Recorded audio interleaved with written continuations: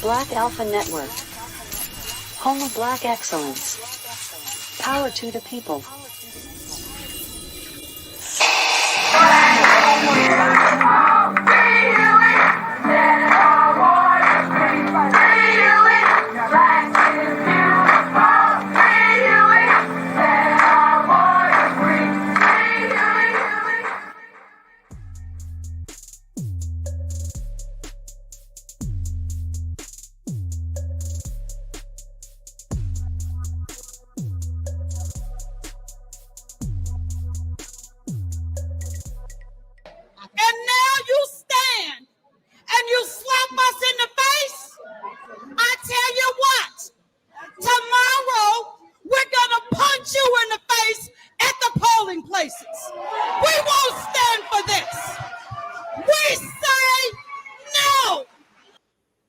I'm strictly advocating for black people and call ICE on them.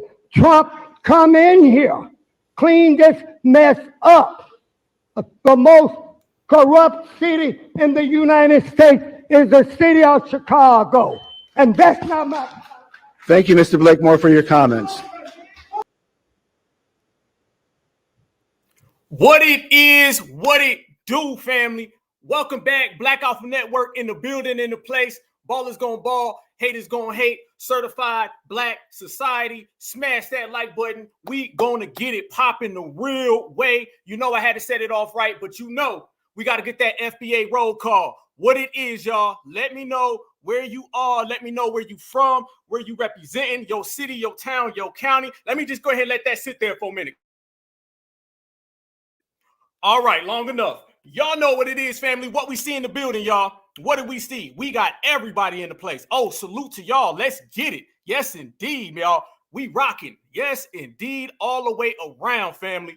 This is what we call LA checking in. I see you, LA. Yes, indeed. California love.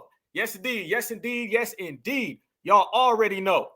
Family, we are going to press full speed. Orlando, I see you. Matter of fact, let me put this on the screen. Let me put this on the screen right there. Orlando is in the building. We already got 117 people in here. We've been on for 2 minutes. Y'all know we about to rock. LA checking in. You know, I already see you, LA. Yes, indeed. Atlanta all day by way of BX. Yes, indeed. FBA BX is way different. South Florida, Deerfield Beach. Yes, indeed. Yes, indeed. 954, I see you, DC. Yes, indeed. Rochester, New York. Yes, indeed. Detroit in the building. Yes, indeed. Virginia in the building. Yes, indeed. Let's go all the way. And I see you, Illinois, too, family. You already know what time it is, y'all. We about to cook in the building. Yes, you called it live, family. And we in here. Yes, indeed. Maryland, I see you all the way. All the way. And every time I see GA, you know I see GA. North Carolina in the building. This is FBA love. This is the FBA way. This is how FBA gets down. One more time for everybody. Right then and there, family. FBA roll call. This is for the whole family. This is what we doing. We letting everybody know. Anytime you see one of us, you see the whole family. Anytime you see the whole family, you see all of us. And it's going to be some real FBA smoke. And we got some smoke for everybody who got some smoke for us. That is the way we are rocking. So let's set it off right. Appreciate the love, you guys. Appreciate the love. This is going to be an amazing episode. This episode right here, family, something I've been working on for a long time. And you know, we done brought all the receipts. I see you, Louisiana. Yes, indeed. We got some real receipts, family, and we're going to break down everything that's been going on in our community. And we're going to talk about how this whole border crisis, immigration, invasion, all of this is just designed to come at foundational Black America sideways. I see you, Denver, in the building, Columbia, South Carolina. I'm going to see you guys in about 2.5 weeks. Yes, indeed. Standing all the way up in the place. That's how we do it. Everything is about us.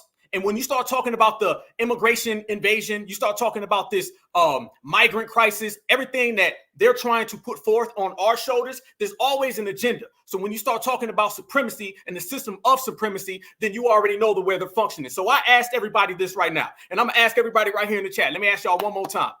If somebody came to you and they told you that 4.9 million people have come into this country under Joe Biden, They tell you that hundreds of thousands of people just walk away. Another 100,000 people just come into our communities. All these people go unchecked. They start talking about how migration is a black issue, and it ain't. Immigration is a black issue, and it ain't. It may be them over there black issue, but it ain't a foundational black American issue. Let's get that straight. But if I told you all of those numbers, then I tell you they say they still want 11 million people to come in. Would you say that the migrant crisis was planned?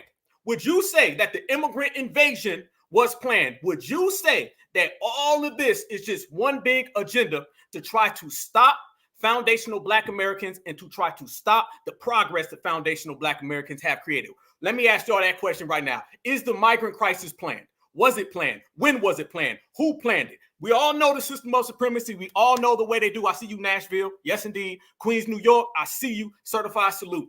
We all know what they're doing. We all know the games that they play. But on this episode right here, family, I promise you, I'm going to name some names. I'm going to put some dates on it. I'm going to show you every single politician and every single organization and group that's running around here creating all of this. Everybody knows. See, it's one thing to sit back and to see these people run this game on us. It's another thing to put all their faces up on that big screen. That's all I know how to do. That's it, family. All I know. Hey, there we go. I see the answers right there. Yup. There we go. Hell yeah. Another hell yeah. Another hell yeah. Exactly. That's what it is. So we all understand exactly what is going on. We all understand exactly what they're doing. So since we know that, and since we know what they're trying to push off on us, especially in election season, then it's only time that we do what we do best. That's regulate. That's G-check all the way live. So let me put this on the table right there, family. Fair use, fair use, fair use. Everything that we speak on in this episode is just for criticism, commentary, news reporting, teaching, scholarship, and research. And we are going to break down a lot of things that are all the way real. So with that said, you guys, let's get straight to it. When we see this election season, we know what they're going to do. Look at what's been going on, y'all. First, they told us that we was all slaves and we all came here on one big old boat and Massa did all these great things for us. And then when we turned around and we said, no, that's a portion of our existence in this country, but we are the indigenous. So you got to look at our names, you guys. Native Black American is what Dr. Claus said. It's been updated foundational Black American, premier Black American, indigenous Black American. But everything that we say all goes back to the first, not the second, not the third. As I said in Fulton County at the reparation speech I gave, not 3, 4, or 5. All right, 3, 4, or 5, that's the African American. All right, he can be 3. He loves 3. Hell, he just want to get here. He'll be 333. That's cool. That's him.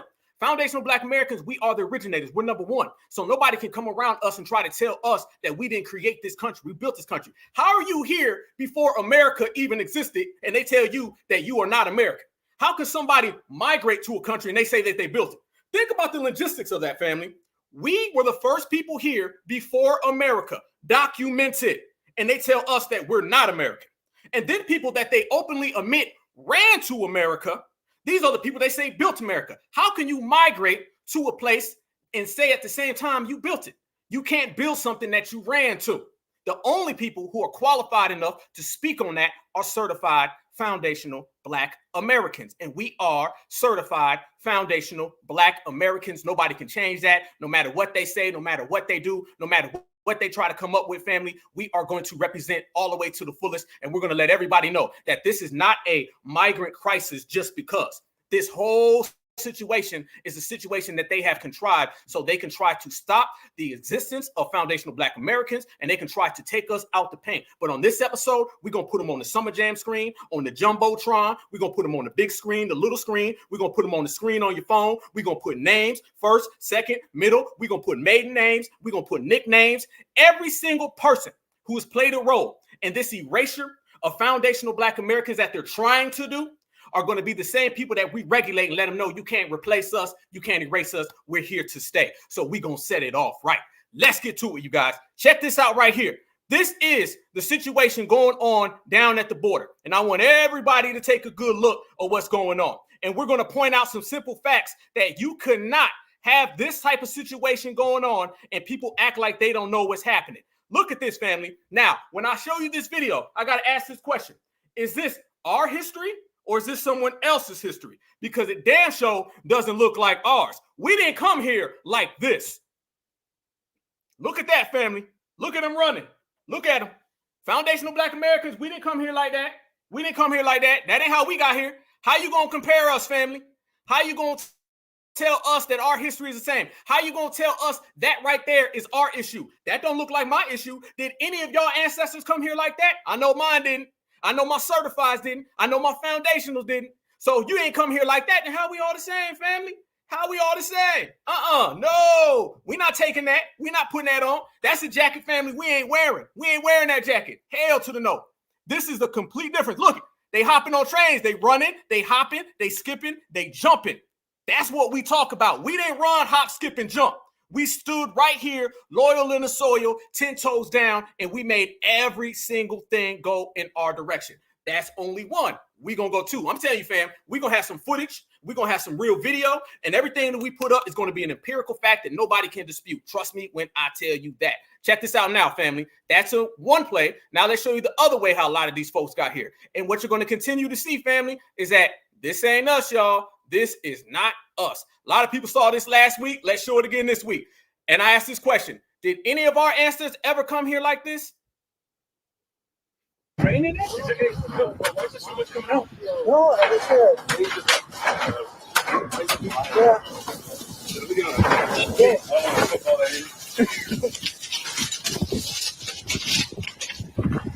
Hey, I got 3 sets of cups. Can you throw them down? We got stringers here. Yeah. Yeah.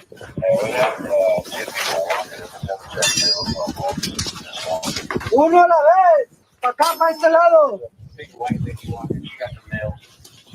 There go the first leg right there, family. Now notice, when I said we are not 2, 3, 4, or 5, all right? Watch 2, 3, 4, and 5 come hopping their ass at the bottom of this damn train. We came as number 1. They came as number 2, 3, 4, and 5. We came right from one spot to the other spot within the country. They came from one country to our country. Big difference. Uno a la vez. Primero, ven De este lado. De este lado. Ven, chavo, dale para acá. Vente.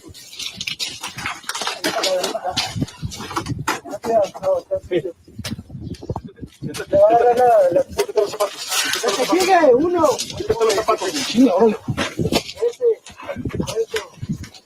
Igual, por el mismo lado para acá.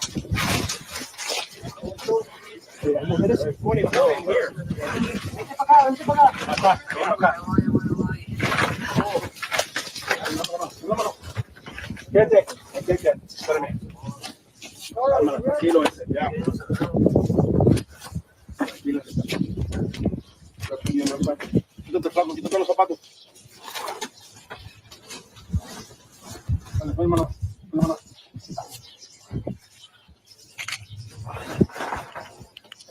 Dale la mano. Quítate los zapatos. Con la cabeza.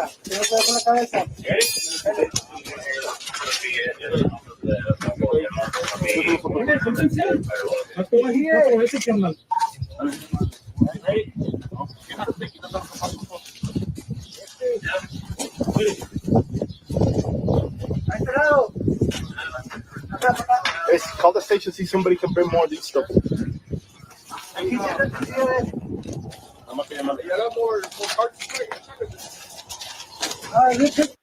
Boom. Look at that right there. Look at that visual, family. Tied up under a train, handcuffs on, walkie-talkies, been sitting in there probably for weeks. Where in the world is that foundational Black American lineage, heritage, and culture? It ain't. And they know it better than we know it. So therefore, we letting it be known. Let me tell you this, family. In this era, we have been so strong on our lineage, and we refuse to be replaced or erased from anybody. We are not going to let them try to associate us with that. Once they can associate you with that, not only do you inherit their background, now they inherit your background. It go both ways. It go both ways. 2 ways, family. So anybody running around here associating our lineage with that, associating our existence with that, our culture, our heritage with that, Next thing you know, you're going to have to live like that. And we don't live like that. We ain't live like that on day one. We ain't live like that today. And we are never going to be on that type of time. Remember, the whole immigrant migration crisis is about a 5 or 6 different element prong, and it's all designed to bring down the progress of foundational Black Americans, certified Black American freedmen. This is what we have created, and everybody wants a piece of it. So what you want to do is that you want to replace the only lineage who has ever stood up to supremacy, the only lineage who consistently says supremacy. Nobody else says that. Guarantee them people right there, them jumping off of that damn train, they want to come over here and approximate to supremacy. What I always tell people, family, immigration is all about proximity to the dominant society, all right? They do not like the fact that we could be right here in this country and we can't be deported. We are broadcasting live. We got 267 people in here. Been on for 15 minutes. You know we're going to bubble. Smash that like button. Certified love, man. Appreciate you guys. When you look at us and where we've come from and what we've created, we are the only non-immigrant and non-deportable. Let me put the key on that, because that's something that we got in our back pocket. That's the royal flush. Anything they say, any bullshit, any babble, any rant they go on, you can end the whole conversation with that right there. Soon as you tell these people that we are the only non-deportables, we are the only non-immigrants, conversation over. Conversation done. Don't go back and forth with these people. When you are the foundation, what you going back and forth for to a visitor? I'm not arguing with no visitor. You came here, okay? I'm from here, all right? You ran here. I built here. You're not going back and forth with me, and I'm not even going to grant you the opportunity to go back and forth with me. We are the foundation. We putting it into all of that. 2023 is coming to a wrap, and 2024 going to come in even stronger. But the one thing, family, and I give a super certified salute to everybody here. The one thing that we have done in this year, which we did in the last year, and the momentum is going and going and getting stronger, we have gatekeeped and we have G-checked and regulated stronger than ever.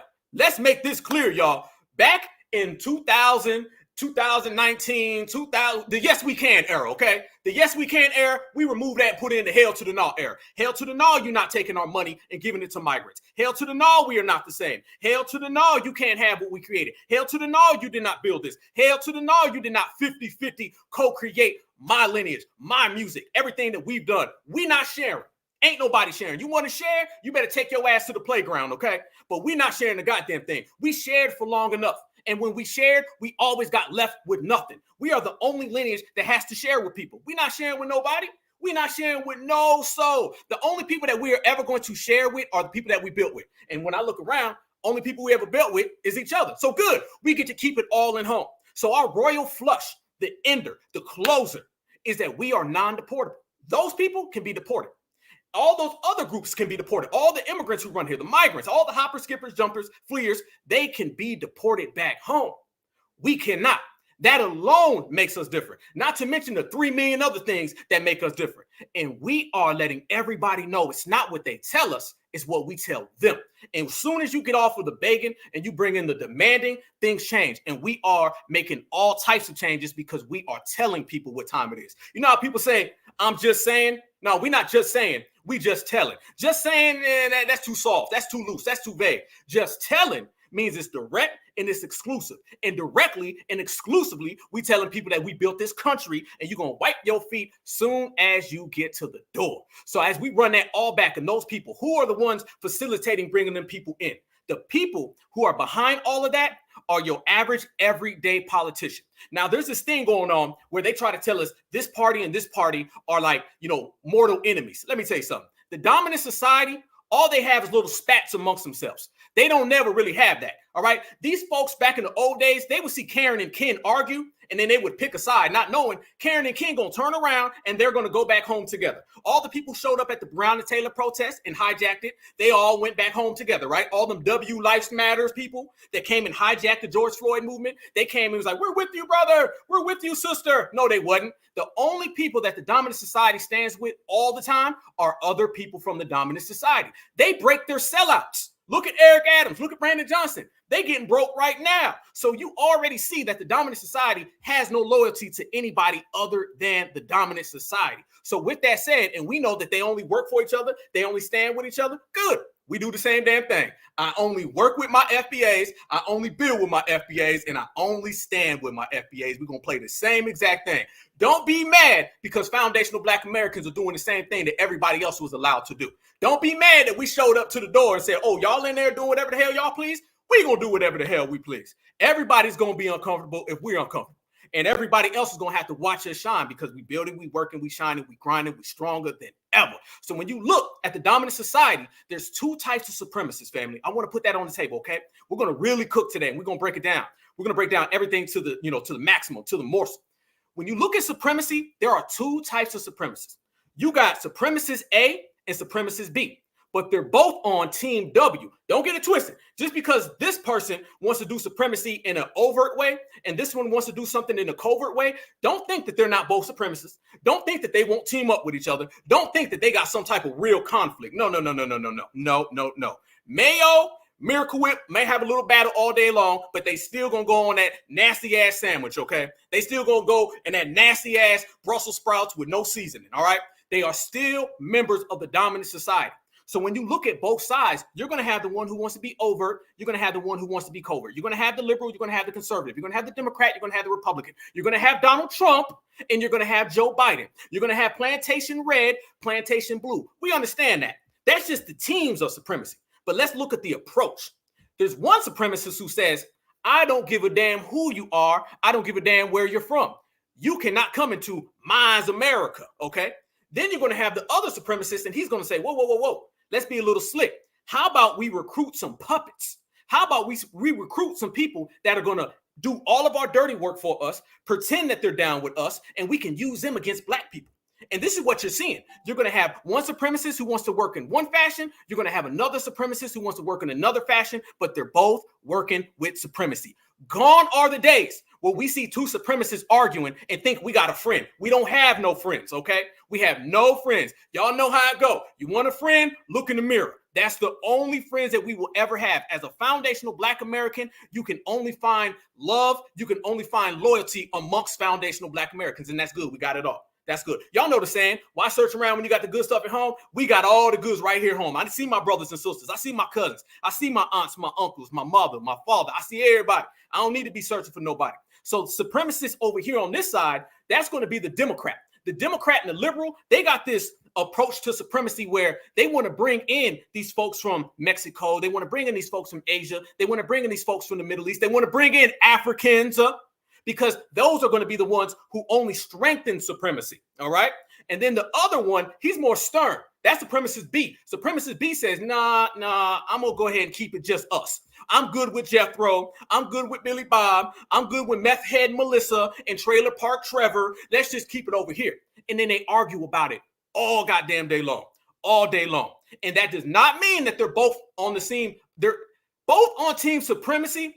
But the only difference is that they're on team supremacy and they fight about it every single election. Don't get it twisted.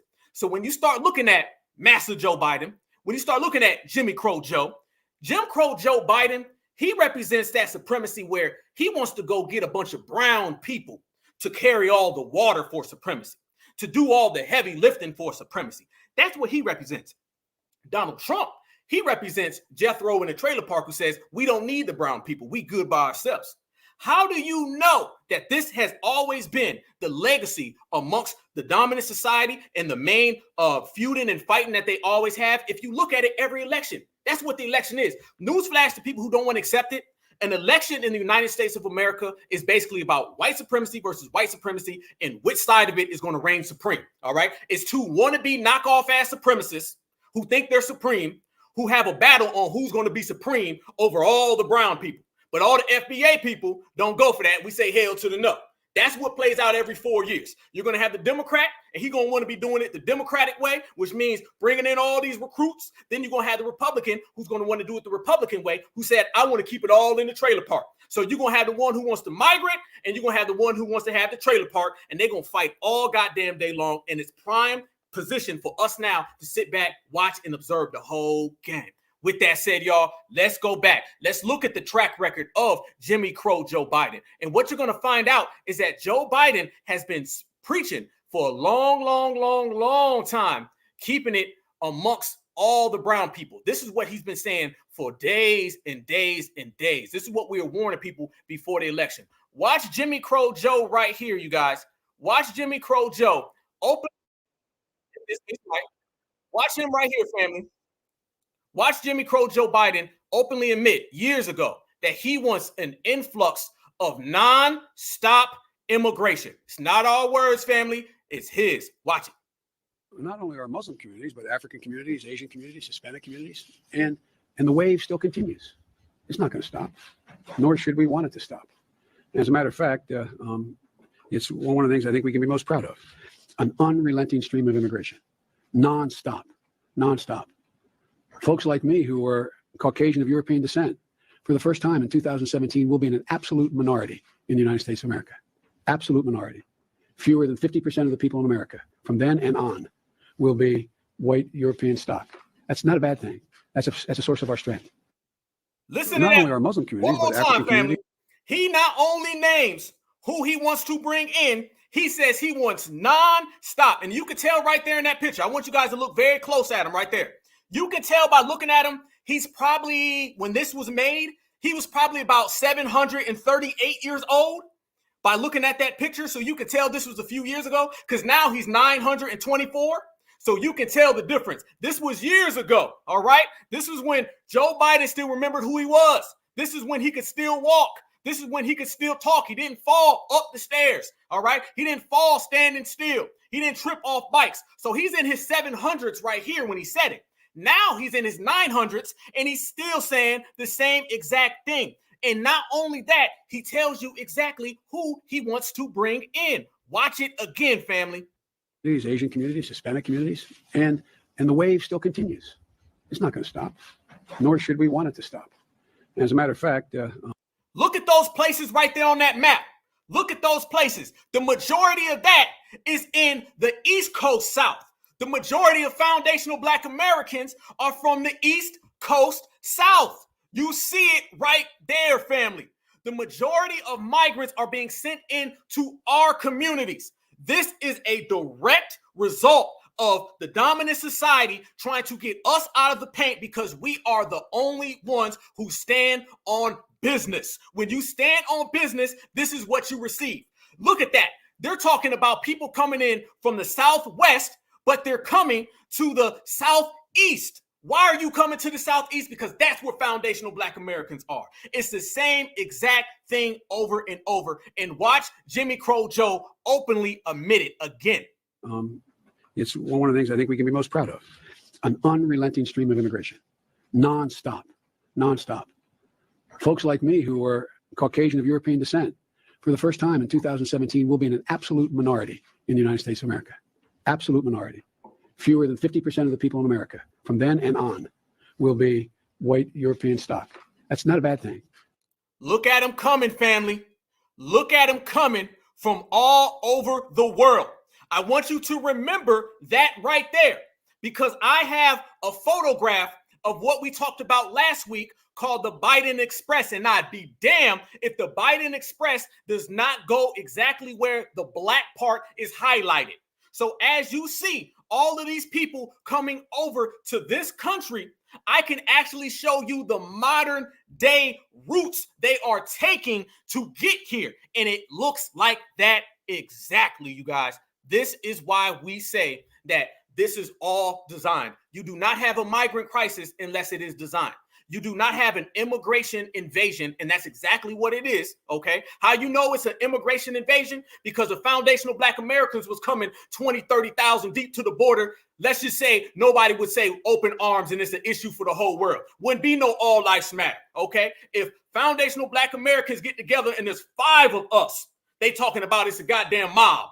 But yet they can have 5,000, 10,000, 20,000, and they say, oh, they're all just migrants seeking a good home. This is what we talk about. And Joe Biden said it years ago. And notice, he didn't just say the southern border, you guys. No. He said a non-stop.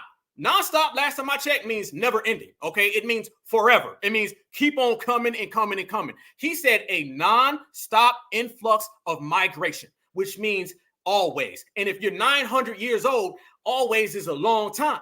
And he was talking about this years ago. See, if you listen to Supremacy and you watch and you got a trained eye, you can see all the plays that they're up to. You know what I'm saying? The problem is Supremacy used to always talk out loud. Everybody talk about dog whistles. Half the time, they're not even doing that. Half the time, they're openly speaking to each other. It's just brothers and sisters used to not be able to decipher it until now. Now we decipher everything they're saying. And this is why we get together and we put out this certified energy. This is why we got the certified 100. This is why we are foundational Black Americans. This is why we say B1, because everybody who understands that under this umbrella, we know exactly what they're saying. We know when they say go left, they mean right. We know when they say down, they mean up. We know when they say migrant, they really mean a bunch of people coming here to replace us. We know when they say immigration, they really mean invasion. We see everything that they're saying, family. And this is why they're so shook and afraid right now. And this is why this era is so powerful, because in this generation, in this era, in this time frame, we are the ones letting them know. You can talk all those codes. You can say everything you want to say low key, but we all see clearly that you are all participating in the same exact game. We got 375 people in here. We've been on for 30 minutes, you guys, and we are cooking unlike ever. This is one of the biggest episodes. We're going to end this year with a bang, as I said, and we're going to start off next year even stronger. Smash that like button. Certified salute to everybody. Roll call. If you're coming in right now, go ahead and put where you're at in the chat. We want to see everybody. We're going to let the whole world know that foundational Black Americans cannot be replaced. Foundational Black Americans cannot be erased. And if you got any smoke for foundational Black Americans, let's just say you're going to fuck around and you're going to find out that we are certified. Now, I want you guys to look at this. When we start talking about supremacist A and supremacist B and how they'll flip-flop, this really got amplified when we got on code. See, when we got on code, you guys, everything changed in the community. Foundational Black Americans got on code, and now they got to go back to what I always call the supremacist drawing board. See, when it was an African American that was saying, oh, we really from Africa, putting on the damn dashiki, everything was good. All this migration stuff was working fine. When Jesse Jackson, Al Sharpton, all them other old sellouts was running around here, everything was working in their favor. They had no problems, okay? You didn't hear all the stuff about migration and stuff. You seen them just slowly putting out a little bit here and there. But as soon as we got on code, soon as we started to gatekeep the culture, soon as we stopped sharing with everybody and started representing who we are, then all of a sudden they went into code red. It's something. When the dominant society goes into code red, and y'all know they stay out somewhere too long, they go red any damn way. So we done sent them red in a whole different fashion. We done made every last one of them go into code red. And what is that? That is foundational Black Americans are getting too strong, too strong. We gave them African American. They said, hell no. We gave them people of color. They said, hell no. We gave them minority. Hell no. Migrants. Hell no. We gave them Barack Obama. 1 point ho. That didn't work. We gave him 2 point ho. He ain't working. We gave him Kylie Green Kamala. She ain't work. So the fact that they gave us all of that, but this generation right here said, no, we're going to be certified foundationals and we're going to represent that, and there's no debate. Now all of a sudden they say, oh no, migrants, come on. They grabbed every goddamn phone they can get, walkie-talkies. They calling everybody up. They said, we got to fly people in from the west, from the east, from the north. If your ass is in the North Pole, you got to come on down here. It don't even fucking matter. If you come from the south, you from the north, you got to come up here and you got to get these FBAs out the paint. These FBAs is too strong and too certified. And that is all because of gatekeeping. Gatekeeping is a powerful thing. I see you, Rochester, New York. I see you, California. Yes, indeed. We in the building, you guys. Yes, we are fully loaded. Look at that right there. We got California. We got New York. And I know the South and the Midwest in the building. So we covering the whole land. Hurricane, I see you, brother. Yes, I do, y'all. We are in the building fully strong, you guys. All the way, all damn day. This is what we do, family. And this right here is simply how we defeat it. All right. Y'all know on the Black Alpha Network, I don't just talk about problems. I give solutions. And understand, there's a solution for every single thing that we do. There's a solution for every single thing they throw at us. Think about it. What have they not thrown at us that we ain't rejected? All right. We have always done it. Only difference is in this era, we rejecting it a lot faster, a lot quicker, a lot sooner, because we are different. We hitting different. We've learned from everybody else, and now we're moving on a different fashion. So when I say that they're going to throw this at us, we rejecting it. That's why we're ruining politicians' careers. All those politicians who come around talking this, they are out the paint. So in this generation now, you guys, with us gatekeeping, we have changed the game. The most simple way to win is by gatekeeping Black American culture. When you can gatekeep Black American culture, you put everybody out of business. You start sending the migrants home. And I'm going to show you some videos right here where the migrants are going back home. They're not going back home because of the dominant society. They're not going back home because of Joe Biden. They're going back home because of us. We're sending politicians to the unemployment line because of us. Roland Martin, he done ran out of all the goddamn KFC because of us. So it shows you that us being on code is the game changer. But it all goes back to what we said. Two types of supremacists. The supremacist who wants to bring in everybody versus the one who does not want to bring in everybody. And we've been deciphering it. Look at this. You guys remember when Chuck Schumer came out And he said how he wanted to have the same exact thing that Joe Biden was talking about, a nonstop influx. See, he got on television. Now, mind you, on a Wednesday afternoon, Chuck Schumer threw a press conference and said, our population is going down too quick. We need 11 million illegals quickly. These damn foundational Black Americans is on code is what he was really saying. I told you, we decipher everything. We decipher. We give that certified translation. The certified translation is he knew everything that we say. They don't like the fact that we get here and we break it down. They don't like the fact that they can say things and we pick up on it ASAP. This ain't the African-American. African-American, you can give him something, he'll fall for a lie for 50 years. All right. All the folks who still vote for the Democrat after 60 years, them is folks who never picked up on it. We pick up on things ASAP. And brothers and sisters in the Black grassroots, the new Black media, were already talking and discussing it. We were saying what? We were saying, we know what you're doing. Y'all see them population numbers is going down. Y'all want to bring people in. Y'all see foundational Black Americans are gatekeeping. You want to bring people in. So that little hustle that Chuck Schumer tried to run off, we exposed it right here. And this is why now they're having a change of heart. Now they're trying to flip-flop. Look at Chuck Schumer, family. In 2009, you guys, he was anti-illegal immigration.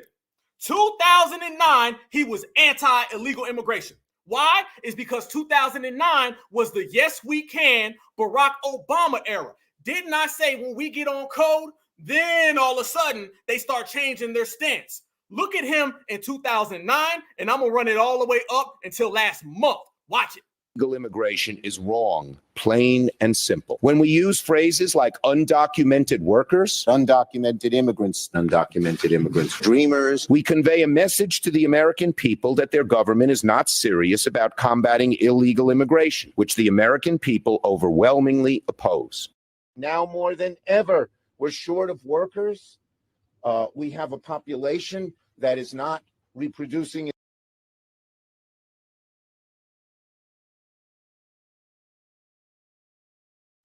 Freeze. You saw what he was saying before.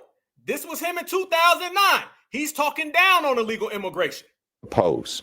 Now This was him just a few months ago. He changed his whole script. How you go from anti-immigration to pro-immigration this fast? The only denominator intact is that foundational Black Americans have pushed back, have rejected, and have regulated your agenda. Now watch what he says.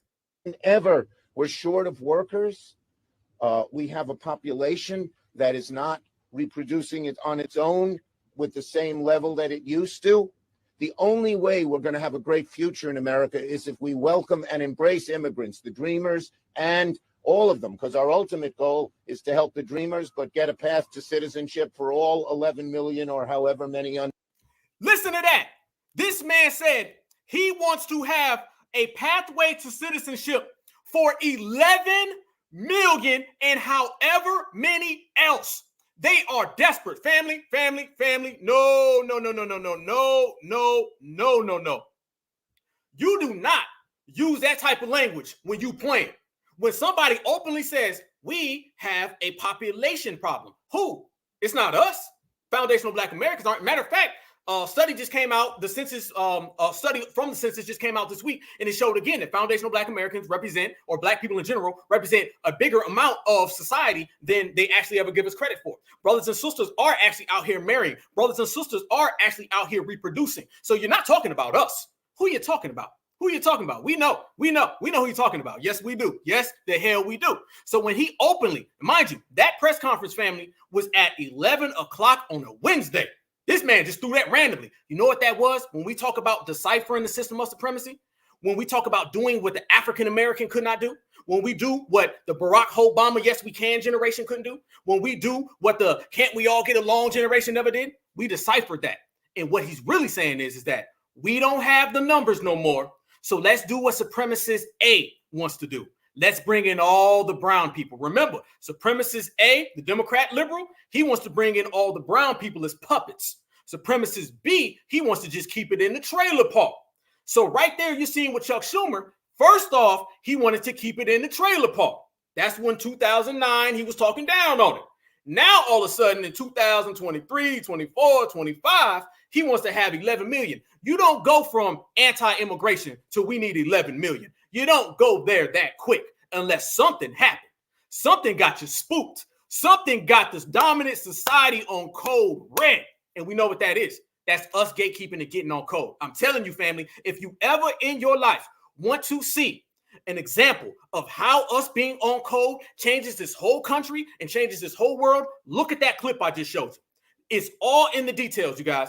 When you see him flip-flop on immigration and it coincides with the same exact time we got on code, soon as we start saying reparations, he started becoming pro-immigration.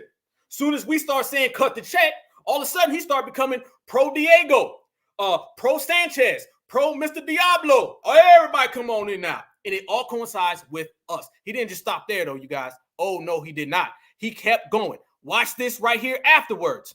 Undocumented, there are here. First and above all, anything done on border has to be bipartisan or the whole supplemental will get bollocksed up.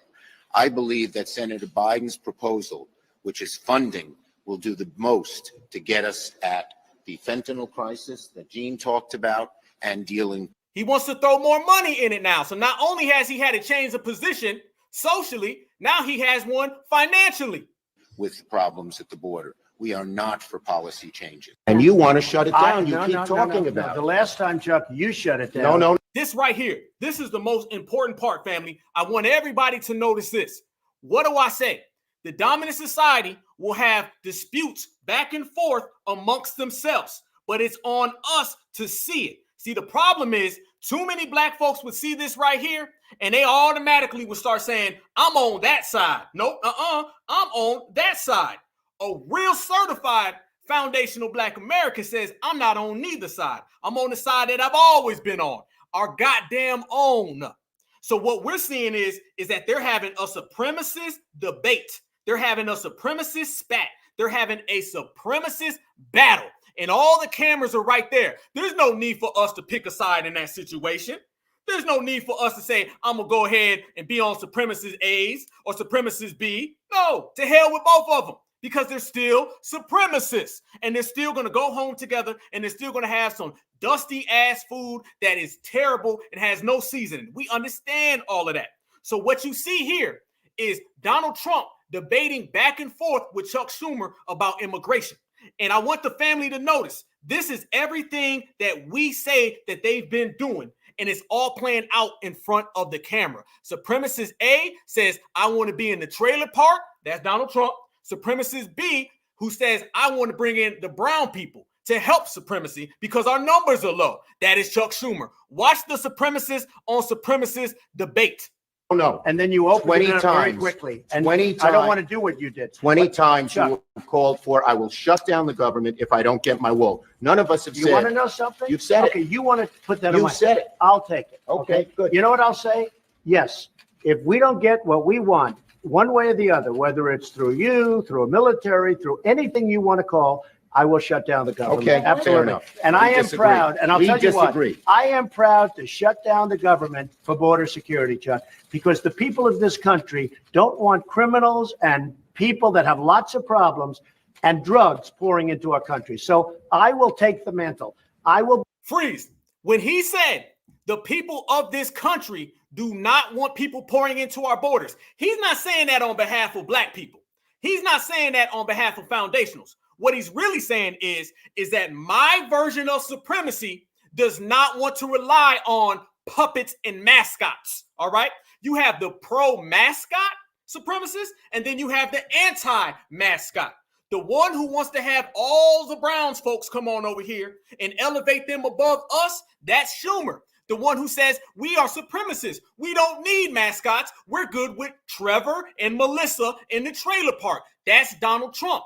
We will decipher what they're saying. Listen to it again, family. When you got that trained foundational black American eye, you see it. And when you hear it, you know it. This is a supremacist on supremacist debate about how they're going to institute the migrant crisis. And so forth, they can push back on the system of supremacy. proud to shut down the government for border security, Chuck, because the people of this country don't want criminals and people that have lots of problems and drugs pouring into our country. So I will take the mantle. I will be the one to shut it down. I'm not going to blame you for it. The last time you shut it down, it didn't work. I will take the mantle of shutting down. And I'm going to shut it down for border But we security. believe you shouldn't shut it down. That part. That right there, family, is supremacy on supremacy going back and forth, and they're having a dispute and a debate on which version of supremacy is going to reign supreme, exactly what we said it is, family. And they do this every 4 years. They have this debate on who is going to reign supreme, overt or covert, okay? The one that's out in the open or the one that's behind closed doors. And that's exactly what that was. And all you got to do is substitute the terms. So when they come out and they say things like the American people, they don't mean the American people, they mean the dominant society, all right? When they say things like the migrant crisis, what they're really meaning is mascots, okay? When you start talking about the system of supremacy from an intellectual standpoint and the way they do and the way they operate, understand migrant just means mascot. All right, that's all it means. All right, migrant does not mean someone who's coming to this country because they care about them. We understand that the dominant society only cares about the dominant society. The only time the dominant society will ever appear to be friendly to someone is if they're trying to use and exploit that person. It's no different when they come around us after one of us gets harmed by a race soldier and they appear to be friendly. Hell, Donald Trump's done that before. Joe Biden and the Democratic Party, they've been doing that for years. It ain't no different than when Hillary Clinton goes on the Breakfast Club and says she likes hot sauce. She's trying to appear friendly so they can use us. It's no different than what Donald Trump is doing right there. They are trying to appear friendly so they can say, we're either going to help the situation, but in reality, they want to exploit the situation. That is what you're dealing with when you're dealing with your standard every single day supremacist. And that was a supremacist on supremacist battle. And we brought you right there, right in front, because in reality, you guys, they do not give a damn about none of us. The only thing they care about is how supremacy is going to move and function within the next 50 years. We all know supremacy has a 50 to 100 year plan. All right. And that's another thing that they don't like about us in this era. Everybody used to know, all of our master teachers used to talk about that. Black folks back in the old days, I hate to say it, but the Africans Americans folks, a lot of them only seen the next 3 years, if you're lucky. A lot of them only seen 2 years, all right? While the dominant society was seeing the next 50 to 100 years. They're thinking about how their great-great-great-great-great-great-grandkids are going to reign supreme over our great-great-grandkids. That's what they were thinking. And now in this generation, and now in this era, we've changed all of that. In this generation, in this era, family, we have said, well, we're going to think with a 100-year plan. How about that? How about we get tired of thinking about the next 2 years and 3 years and 4 years? How about we start talking about moving forward for the next 50 and 100? And Foundational Black Americans now, we're operating with a 50 to 100-year plan. We're talking about generational wealth. They were never talking about generational wealth with the Africans Americans. Now we're talking about moving on and building. The term, we're building, we working, we shining, we grinding, we building together. Nobody was talking about that during the POC era, during the Yes We Can era. They were more concerned about being validated and getting hugs from everybody else on the planet Earth. We ain't worrying about none of that. Only thing we worrying about is how can our children succeed and how can we push forward. So that is another reason why they are flip-flopping on immigration. If you see us on code, then you're going to see immigration pile up. That's just what it's going to be. For the next 10, 15, 20, 35 years, you're going to see FBA on code and them trying to match that with migration. And remember, migrant means mascot for the dominant society. This is what they're going to do. And if you look in family, they tried it all. They're already on number like 15, 20 of things that they're trying to use against us. Remember when they were running around saying that we're a nation of immigrants? Remember that? Remember when they were trying to give our history to immigrants? What did Foundational Black Americans do? They threw that up and we threw that shit out. We said, hell no. Because remember, if you inherit being a migrant or an immigrant, then you're inheriting their conditions and their background. Nobody's background is like ours. I refuse that. I refute that. You will never, ever get me to wear no jacket for people who have never walked across the street for me. And at the end of the day, Foundational Black Americans been out here on our own. We were in them cotton fields by ourselves. So therefore, we're going to get this money by ourselves. It's simple mathematics, y'all. If we've done everything on our own, then you're not going to come around when we start getting real popping out here in this country. No, get your own homeland popping, then you can see. So if you notice, they were running around saying we're a nation of immigrants. And who was the main one doing that, you guys? It was Barack Obama. Barack Obama every other weekend was saying we're a nation of immigrants. Immigrants built this nation. It was one of those two. It was either we're a nation of immigrants or immigrants built America. And we were the only ones pushing back. But you got to understand, that was a low-key, real sneaky, diverted way of trying to take our history in this country and give it away to them. They've been auctioning off our lineage. They've been auctioning off our accomplishments, and they're trying to give it to the people. Them same folks that y'all seen getting dropped out of that goddamn train, the 17 people that was in the train falling and getting handcuffed, okay? Those people don't give a damn what we've ever done. Those people don't care what we've built. They're not coming over here thinking about Coretta Scott King. They're not coming over here thinking about Betty Shabazz. They're not coming over here thinking about the great Kathleen Cleaver. Salute to her. Nobody is thinking about what we have done unless they can get in on it. So as they were trying to sell us that dream, and a lot of the old folks used to go for it, this generation right now ain't having it. So therefore, we put it into this is a nation full of immigrants, and we put it into nation of immigrants was built by everybody other than us. Look at this right here, family. This is a compilation that I put together, and watch the way they were running around here trying to say that immigrants built America. It goes to show you, fam, that we are not the reason we're the country we are is because of immigration. We've been able to cherry pick the best from every single continent. The people who come here have determination, resilience. They are ready to stand up and work like the devil. Let's be clear. This is a nation founded by immigrants. Unless, your history is of your ancestors being kidnapped and brought over on a slave ship, unless you are Native American, your people are immigrants. America is a nation of immigrants. That's our strength. Unless you are one of the first Americans, unless you are a Native American, somebody somewhere in your past showed up from someplace else. So we are a nation of immigrants. We have to remain a nation of immigrants. Mr. Speaker, we are a nation of immigrants. We are a nation of immigrants, and that means that we're constantly being replenished. We are a nation of immigrants. We have always opened our doors to asylum seekers. We are a nation of immigrants. Mike Pence and I both are descended from immigrant families. Is the Statue of Liberty reminding us of who we are and where we came from. We are a nation of immigrants. Boom. That right there is the Democratic immigration migration agenda, and it is completely contrived to try to take foundational Black American existence in this country and try to slide it off to everybody who is not a certified foundational Black American. It is completely designed to contrive to take away our justice, our rights, and what we have done. Take our ancestors, erase them, and insert someone else's ancestors. That's what it's about. So when we say that we have all been chosen with the task of representing our lineage and heritage, family, it's a beautiful thing. It's a beautiful thing. Very, very seldom do you get the opportunity to represent your ancestors in all fashions, okay? Not just waking up and being yourself. Family, they have been out here trying to erase us in every single aspect. Think about it. They've been trying to erase our ancestors. When they say things like this country was built by immigrants, we all know this country was built by foundational Black American slaves. That is them trying to erase our ancestors. You go back to your very, very first ancestor right here in this country. When we say foundational, when you talk about the foundation, not the offspring or the descendants of, I'm talking about the foundational Black American, all of us in our FBA family tree. They trying to get them out of the paint. They want to replace our ancestor and replace them with Mr. Sanchez or Mrs. Julio, okay? Trust me, when you say that this nation was built by immigrants, you're basically saying no slaves, disrespect. So that's the past that they've been trying to erase.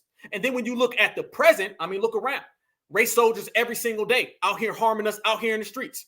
So now we have the past and the present. There's only one thing left, family, and that's the future. And we know what they try to do to our future. Look at the way they harm people like, I don't know, Tamir Rice. I don't know, Jordan Davis. You want to go all the way back to Emmett Till? Where we want to go. We can go all the way across the board. We know that they've been trying to harm our future as well. Look at what our sisters deal with in the medical world.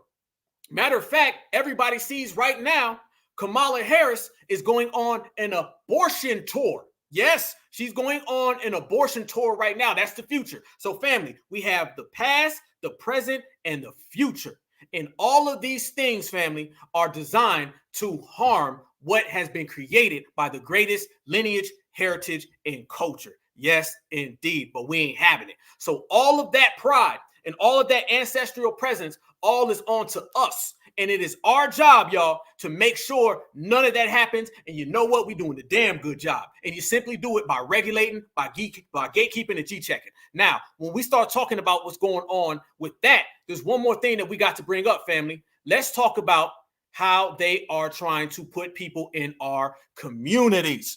You cannot leave out what they're doing in terms of trying to harm us without mentioning what they're doing to us in our own neighborhoods. Basically, if they cannot get foundational Black Americans to flee from our homeland, they're trying to push us out. Now, haven't they always done that, family? Haven't they always tried that? They've tried that before, and trust me, they're doing it again. Every single day, there's a new video that comes across all of our timelines, and it's people being dropped off at the border and people being pushed into our communities. Simple as that. You name the place. Half the places right here where we from, you see these people literally sleeping outside in the cold, out there in the tents. We know what type of time it is, y'all. We know what type of time it is. We see it every single day, and it don't stop. Look at these statistics, fam.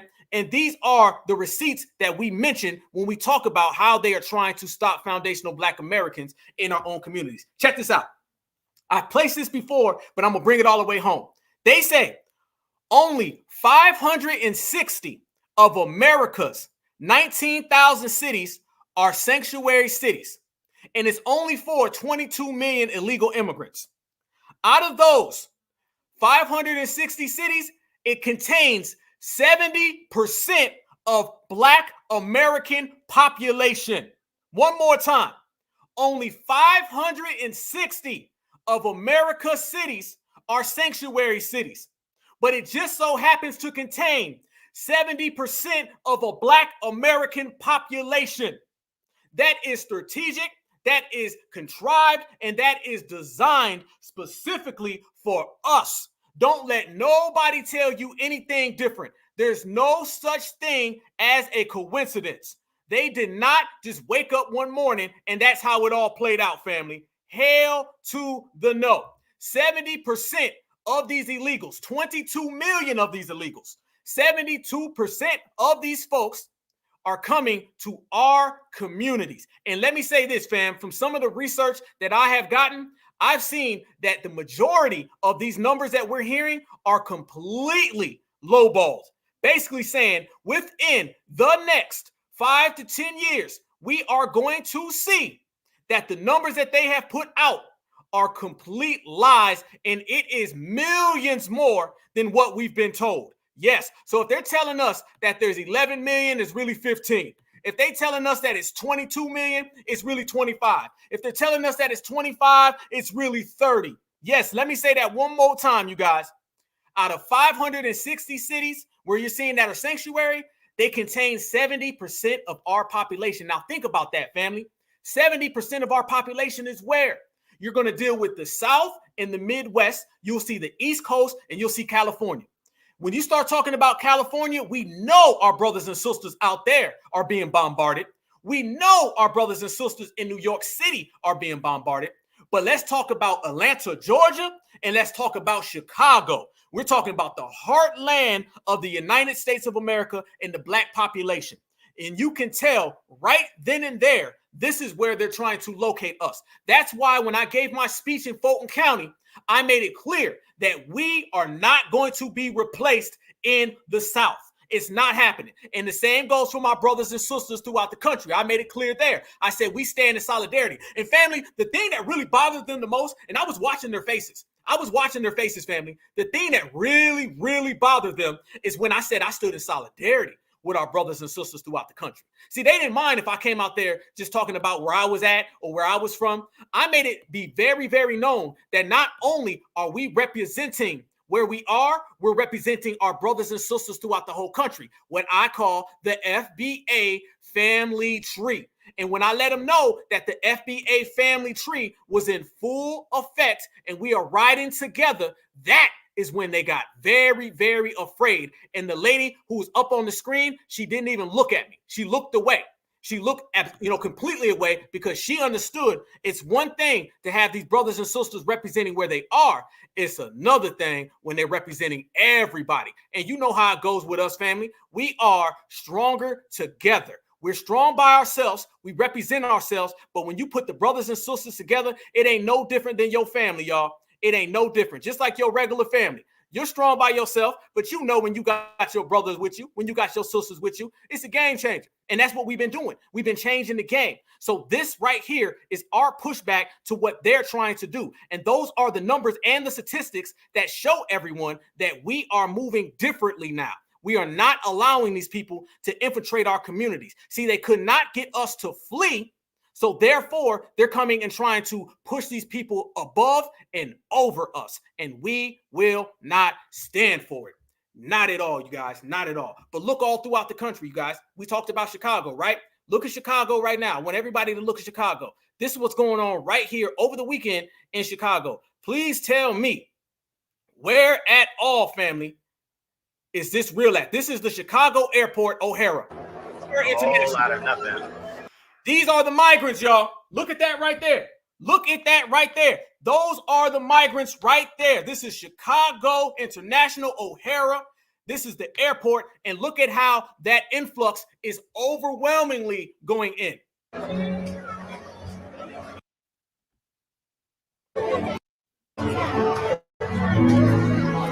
This is crazy. Where did the money go? We don't know where the money went. Look at that right there, family. This is what's going on at the airport. How many? How many, you guys? This is what we're seeing. Don't let nobody tell you this is an accident or this is a coincidence. No, they sleeping in the airport. Look at that. Foundational Black Americans are out in the street.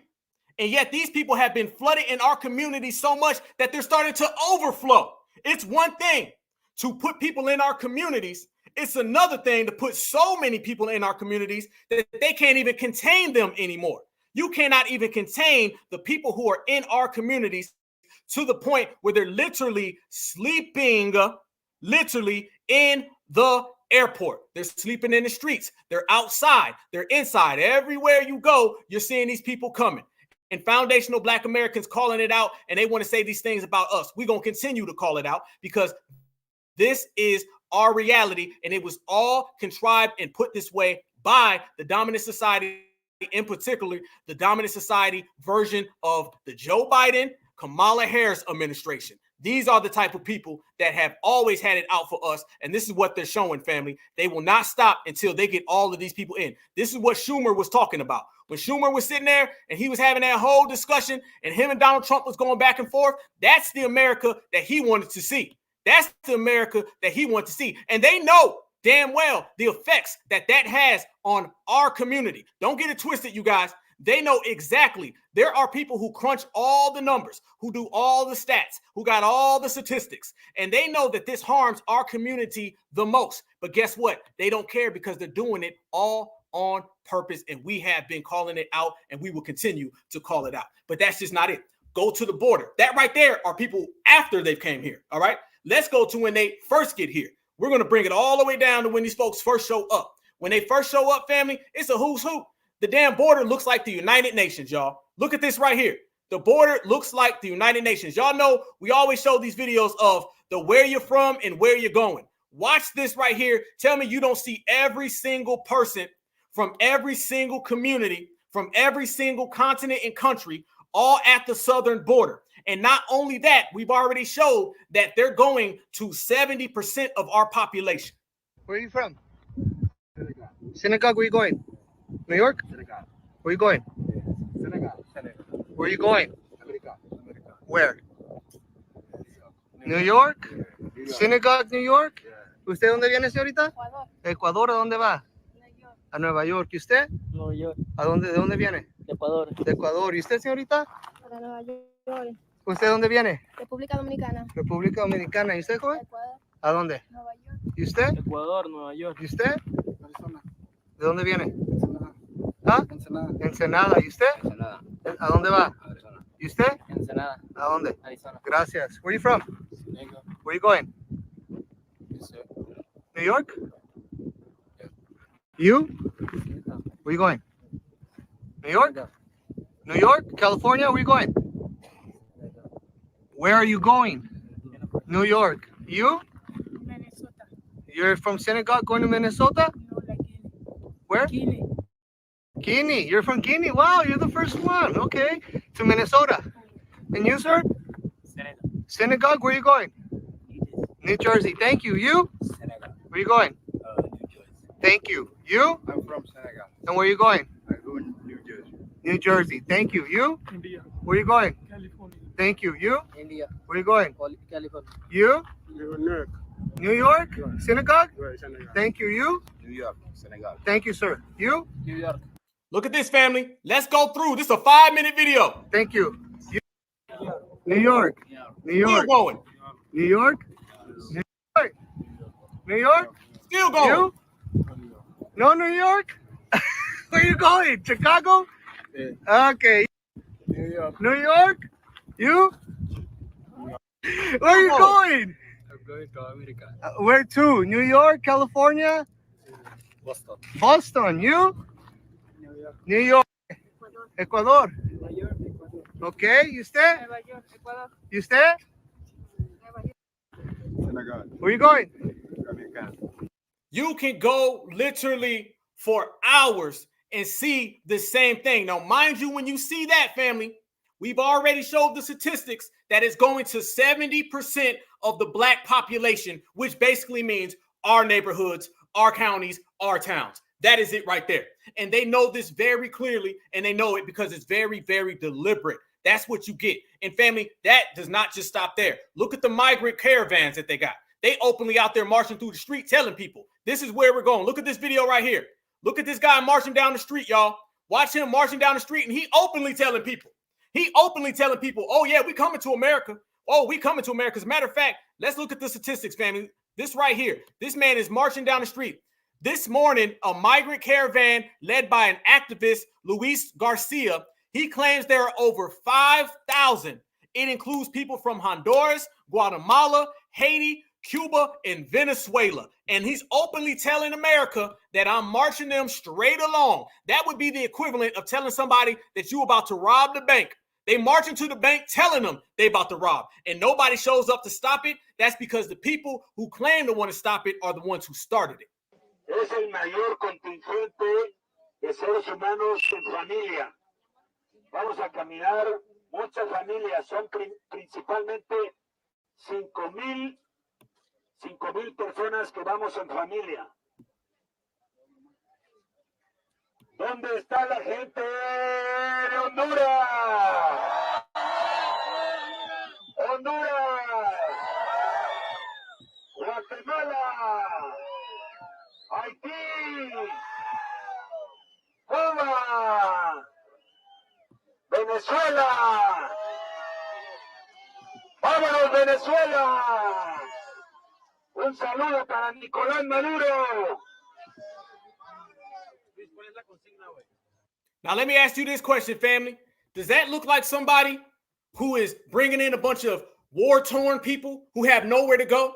Because that man was smiling. Matter of fact, everybody was smiling. As a matter of fact, what you keep seeing is people pulling out cell phones, people having new hats, new clothes, new shoes. They also got ankle monitors because a lot of them are criminals that are coming to this country. Yes, they are. So you're seeing all of that. You're not seeing these people coming there, family, and they're coming from these war-torn backgrounds. See, that's the old image that they used to try to put off on us. They used to always try to tell us, well, you guys know these people are coming from these horrible backgrounds so they can get some type of sympathy, right? I see no sympathy. I see people who are coming here gladly, and they're being chosen to come here. And when they get here, they're being pushed ahead in elevators, and they look like well-to-do people. Y'all remember this video from a week ago? Y'all remember this right here, family? Look at these guys. These are some African dudes these are African guys at the border. And watch these guys pulling out cell phones, family, and they're saying that they're coming to America. Not to mention, watch them keep saying, "What up, American nigga?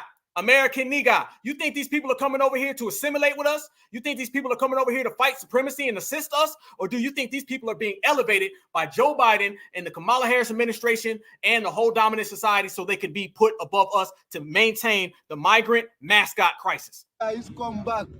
You know, welcome to America. Welcome to Joe Biden. State one, nigga. Hey, what's up, America, nigga? Hey, my God. This New York City, man. What's up, nigga? I'm from Guinea Conakry. Guinea Conakry. Guinea Conakry. All Guinea. All Guinea. Okay. Yeah. You're going to New York? Yeah, New York City. New York. All New York? Yes. You get hotel? They give hotel? Phone? Telephone? Telephone, yeah.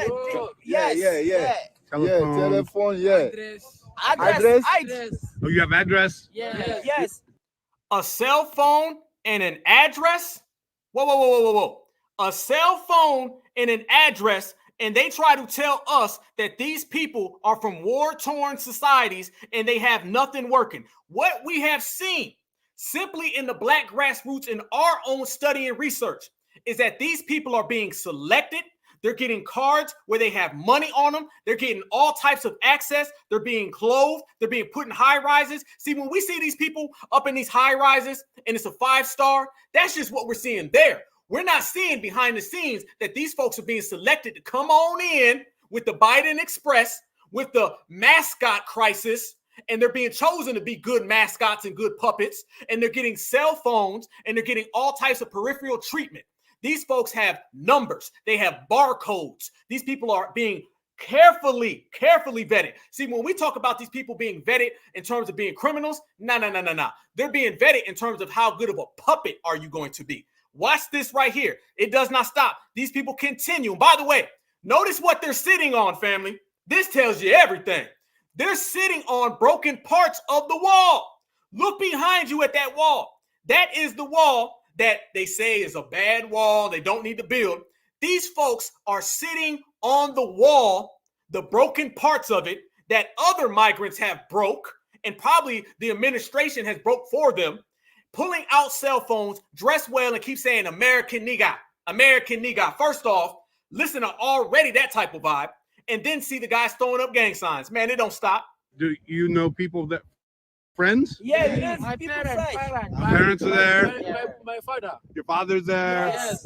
Okay. So what are you gonna do? When you get there? What do? Yeah. What? What when you get to New York, you do for work? What do? Work. US military. Are you gonna go to the military? Marines.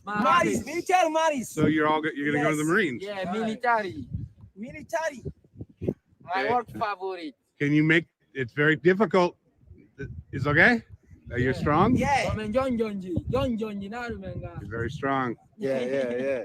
The Marines are very tough. Marines are maintained. I don't know what it means. Thank you very much. Look at that right there, family. Look at that right there. And what's the main thing that they always tell us, fam? What's the main thing? They always tell us that these people are us. They tell us that these people are all a part of our community. It's a black issue. It's a black issue. That's what they always tell us. They say, oh, it's all a black issue, you guys. It's all a black issue. That is no black issue, family. Not at all. Hell to the no. Hell to the no. It ain't a black issue. And that goes to show you again, family, this is what they're doing. They're trying to mix us in with that. If you let them get their way, in about 5 years, we all going to be considered them. And they all going to be considered us. This is why you're seeing these folks show up and start saying things like, oh, my nigga, oh, Juneteenth. Them folks going to be at the Juneteenth celebration in a few months. Yes, they will. Because they all want to mix us in with them so they can cloak themselves. And that's only those people who come from over in Africa and the ones who come from Haiti, not to mention the ones who are coming from south of the border. But if you talk about south of the border, a lot of them are coming from there because they're all flying in exclusively, fam. They're all flying in exclusively to south of the border, and therefore they can walk into the country. There's two types of migrants. The one that flies into this country and they're being pushed right on through, and then the ones who crawl into this country. But the dominant society wants all of them. They don't want just a few of them. They want them all so they can try to replace foundational Black Americans. I promise you guys. And how are they getting here, family? Look at this right here. This is only one part of the Biden Express. Coming to a city near you is this right here.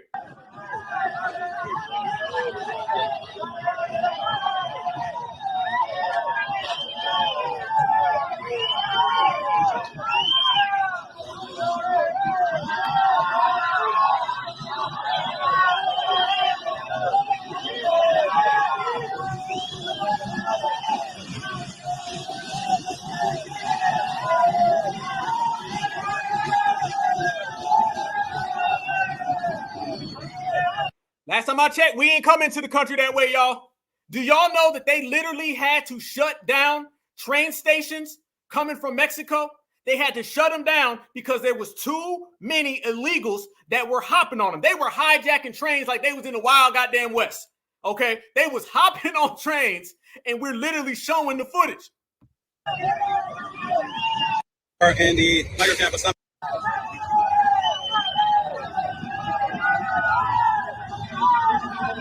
We are. Look at this right here. This is a good one, fam. This is a good one. Notice that you're seeing people from all different backgrounds.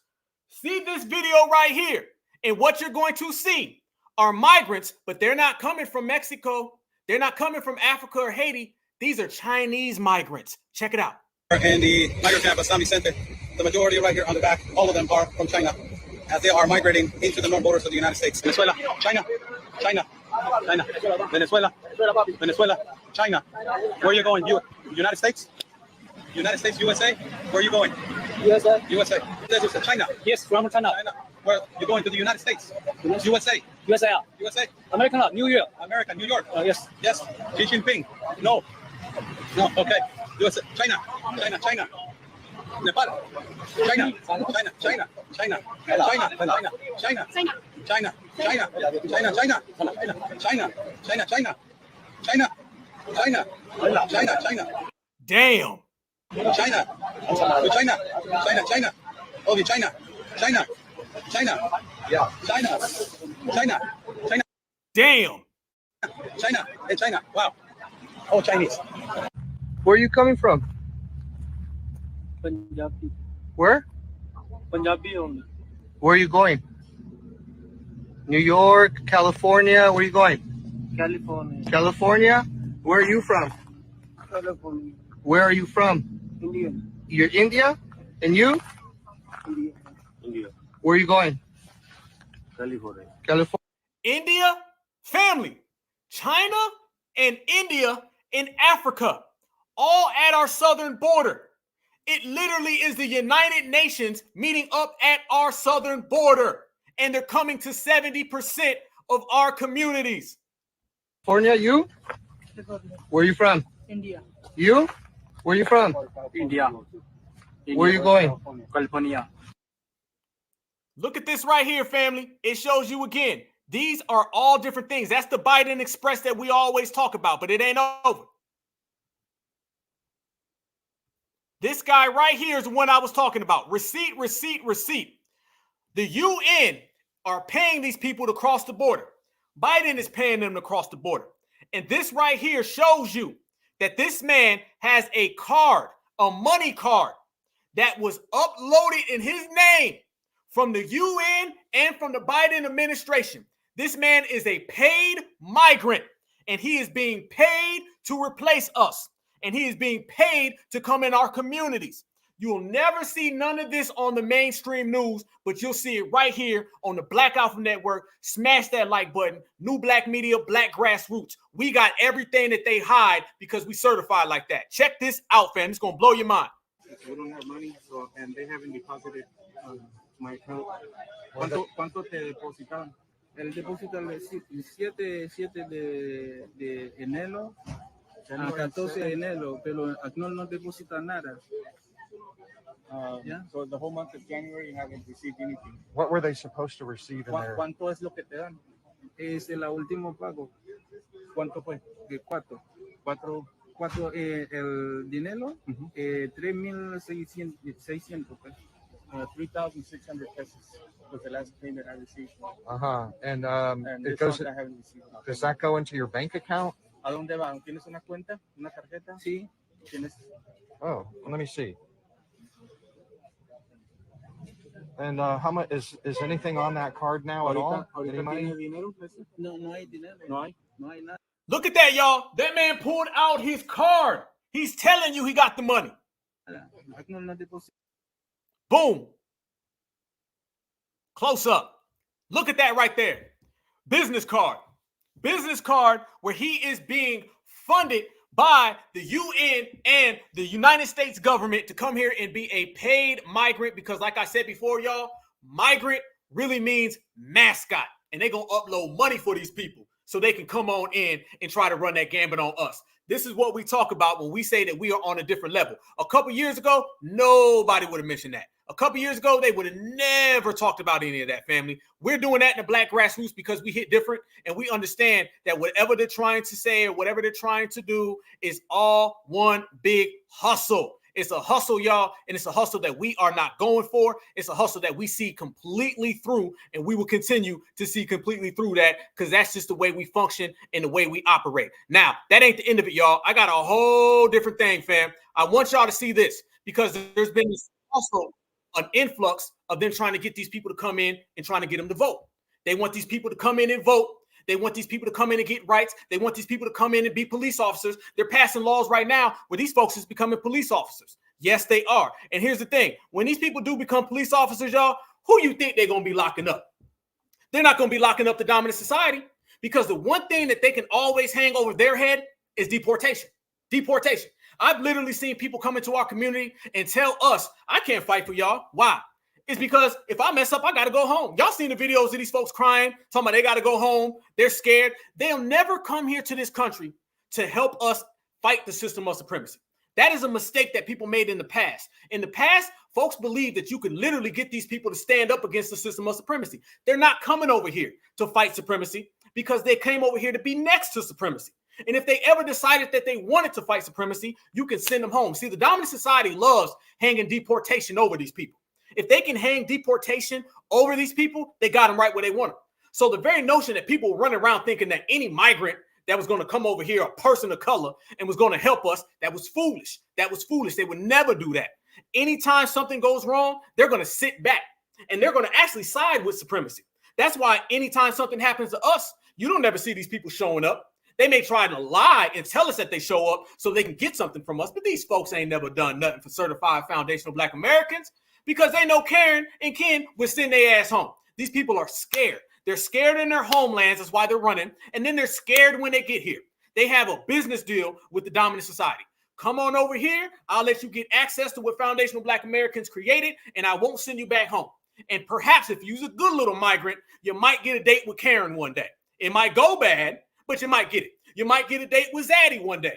It might go bad, but you might get it.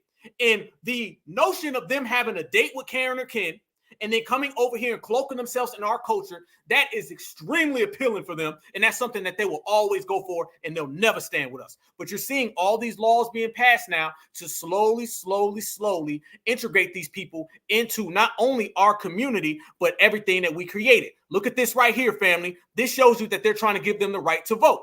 U.S. citizens to vote in local elections.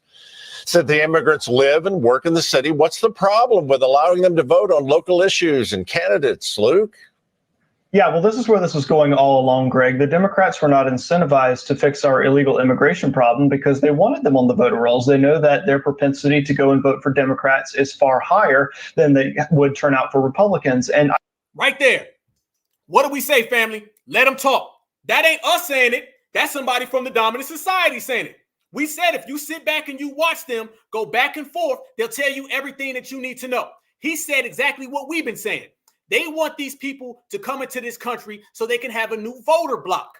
If they got a new voter block, therefore they can replace us because we are getting away from the Democratic plantation. A lot of us are pulling back from the voting process as a whole. So they say, come on over here from all these different places, Mr. Mascot Migrant, and we'll give you this, that, and the other thing. And this is what this guy's saying, which is exactly what we've been saying. We've been calling out everything. Incentivized to fix our illegal immigration problem because they wanted them on the voter rolls. They know that their propensity to go and vote for Democrats is far higher than they would turn out for Republicans. And I believe that that does such a disservice to the people who are going through the legal process correctly and applying and following the law in order to get here in the United States. But if you're trying to come here from another country and you see that it's just far more easier to come over illegally than legally, then which option are you going to choose? It also enables the cartels. We've talked about this every time we've talked about the border. It basically augments their human trafficking and drug smuggling operations down at the southern border. So it is not fair to the millions of people who have applied and want to come over to our country legally to give non-citizens and illegal immigrants the rights that the people who are going through the correct process want to have once they get to the end of that process. Blue city considering allowing non-U.S.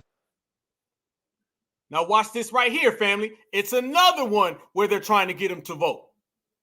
Chairman Comer's resolution, as if free flights, free phones, free healthcare, free education, free lawyers, and other freebies being offered to illegal aliens weren't already enough. The DC City Council decided to now give illegal aliens the right to vote, a right that more than 1.1 million American military service members have given their lives for. Giving this right to illegal aliens as if our government is the Oprah Winfrey Show. You get a vote, you get a vote, you get a vote. It makes a mockery. Hey, look at her face, y'all. She mad as hell. Look at that. That ain't got nothing to do with us, family. That's Mayo and Miracle Whip going at it. And she's telling the supremacists who wants to bring in the mascots, no, we're going to keep the ones who are in the trailer park. This is supremacy on supremacy, and they're both trying to use that. Watch her face, how mad she's getting. As if our government is the Oprah Winfrey Show. You get a vote, you get a vote, you get a vote. It makes a mockery of the constitutional republic, of our brave heroes who fought and died for to defend. The right to vote is the most sacred right in our constitutional republic. Giving the right to vote to non-citizens cheapens this sacred right by discounting the value of citizens' votes. It also cheapens the value of American citizenship and cheapens our standing around the world as we incentivize the invasion of our own country. Listen to that right there. That's everything that we've been saying, but it's coming from the other supremacists. So immigration and migration got them going back and forth amongst each other because one wants to bring in the replacements, but the replacements also have to eventually become mascots and puppets. And that's the delusion that they're caught in between. So you see them trying to position those folks to vote. All 4 votes for them. It don't stop there, family. Watch this, though.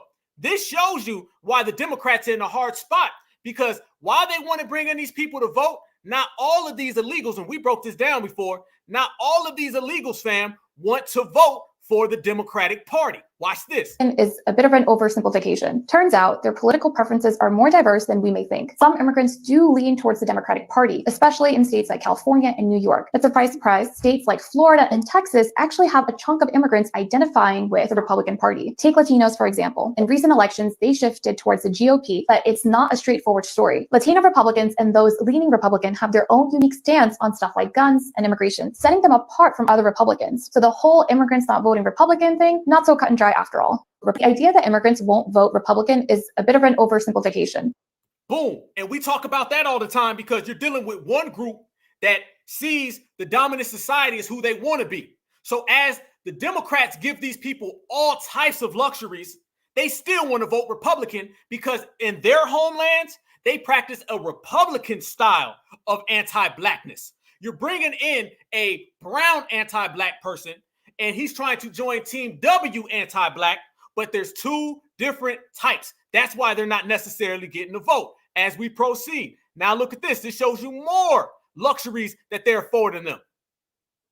2,000 Venezuelans just got temporary protected status so that they could work. And with that, they get Social Security numbers. And with that Social Security number, you know what they can do? They can get a license. And with that, then they can register to vote. Let's not kid each other. That is true. That is not true. You know what? There are several points of identification that you can use to register to vote. One is a Social Security number and one is a license. Now, let me finish. When Biden said... You're getting mad, y'all. Throwing it all over the place. Now, mind you, that's a Latino lady right there. He's done more to secure the border and deal with the issue of immigration, according to Kareem Jean-Pierre, than anyone.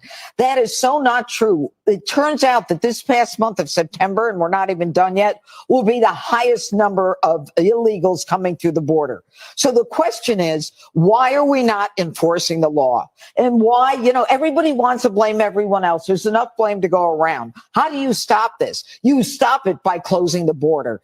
And that is not going to happen in the administration of Joe Biden, because like we played earlier, he's been promoting it for years. As we proceed again, watch this right here, family. These are migrants who are absolutely upset that they came here. Watch this. Now they're getting mad and they're so entitled that they feel they deserve more. Ago, this 19-year-old Venezuelan migrant arrived in Washington on one of the initial 120 buses.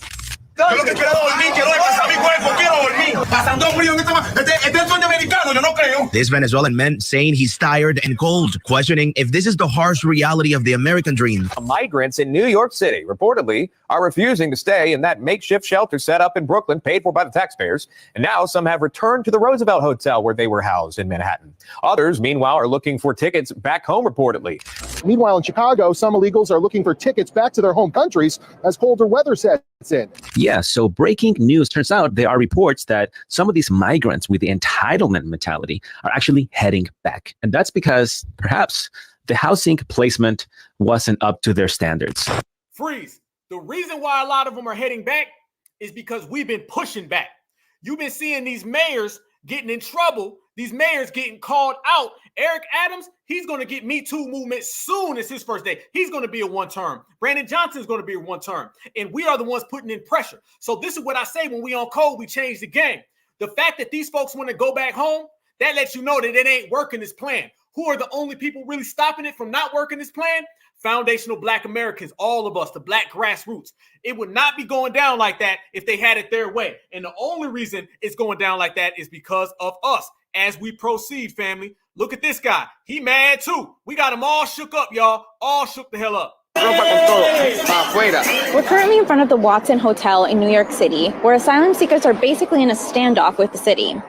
Nosotros aquí pacíficamente estamos protestando lo que no, solamente queremos eso, un sitio digno para estar. When migrants began to be bused from Texas and Arizona to New York over the summer, New York's shelter system was overwhelmed. So the city placed single men in this hotel. But now they need to make room for migrant families, and they've decided to relocate the men in this hotel to a Brooklyn facility. And migrants are protesting the conditions. That right there shows you, family, that what they thought is that they were going to come over here and go sit in them high rises and there'd be no pushback. They thought they was going to come over here and get all these cuisines made for them, Xbox, PlayStations, and there'd be no pushback. The very fact now that a lot of those places are closing is all because of us, because these mayors and these governors and these places are all having to deal with the heat. They're all having to deal with the heat. That's why these task force and all these little town hall meetings that our brothers and sisters are pulling up to all across the country, the four court press, all of that is showing you even further that they do not know what to do, because foundational Black Americans, we're the ones really, really leading it. When you see the supremacists having their little battles and their back and forth, that's whatever. But we're the ones really genuinely leading the push and the charge to put it in to all of that. But this shows you right here. Look at this, family. This shows you the statistics of what's really going on with the border. Look at these numbers and look what's being spent on migration.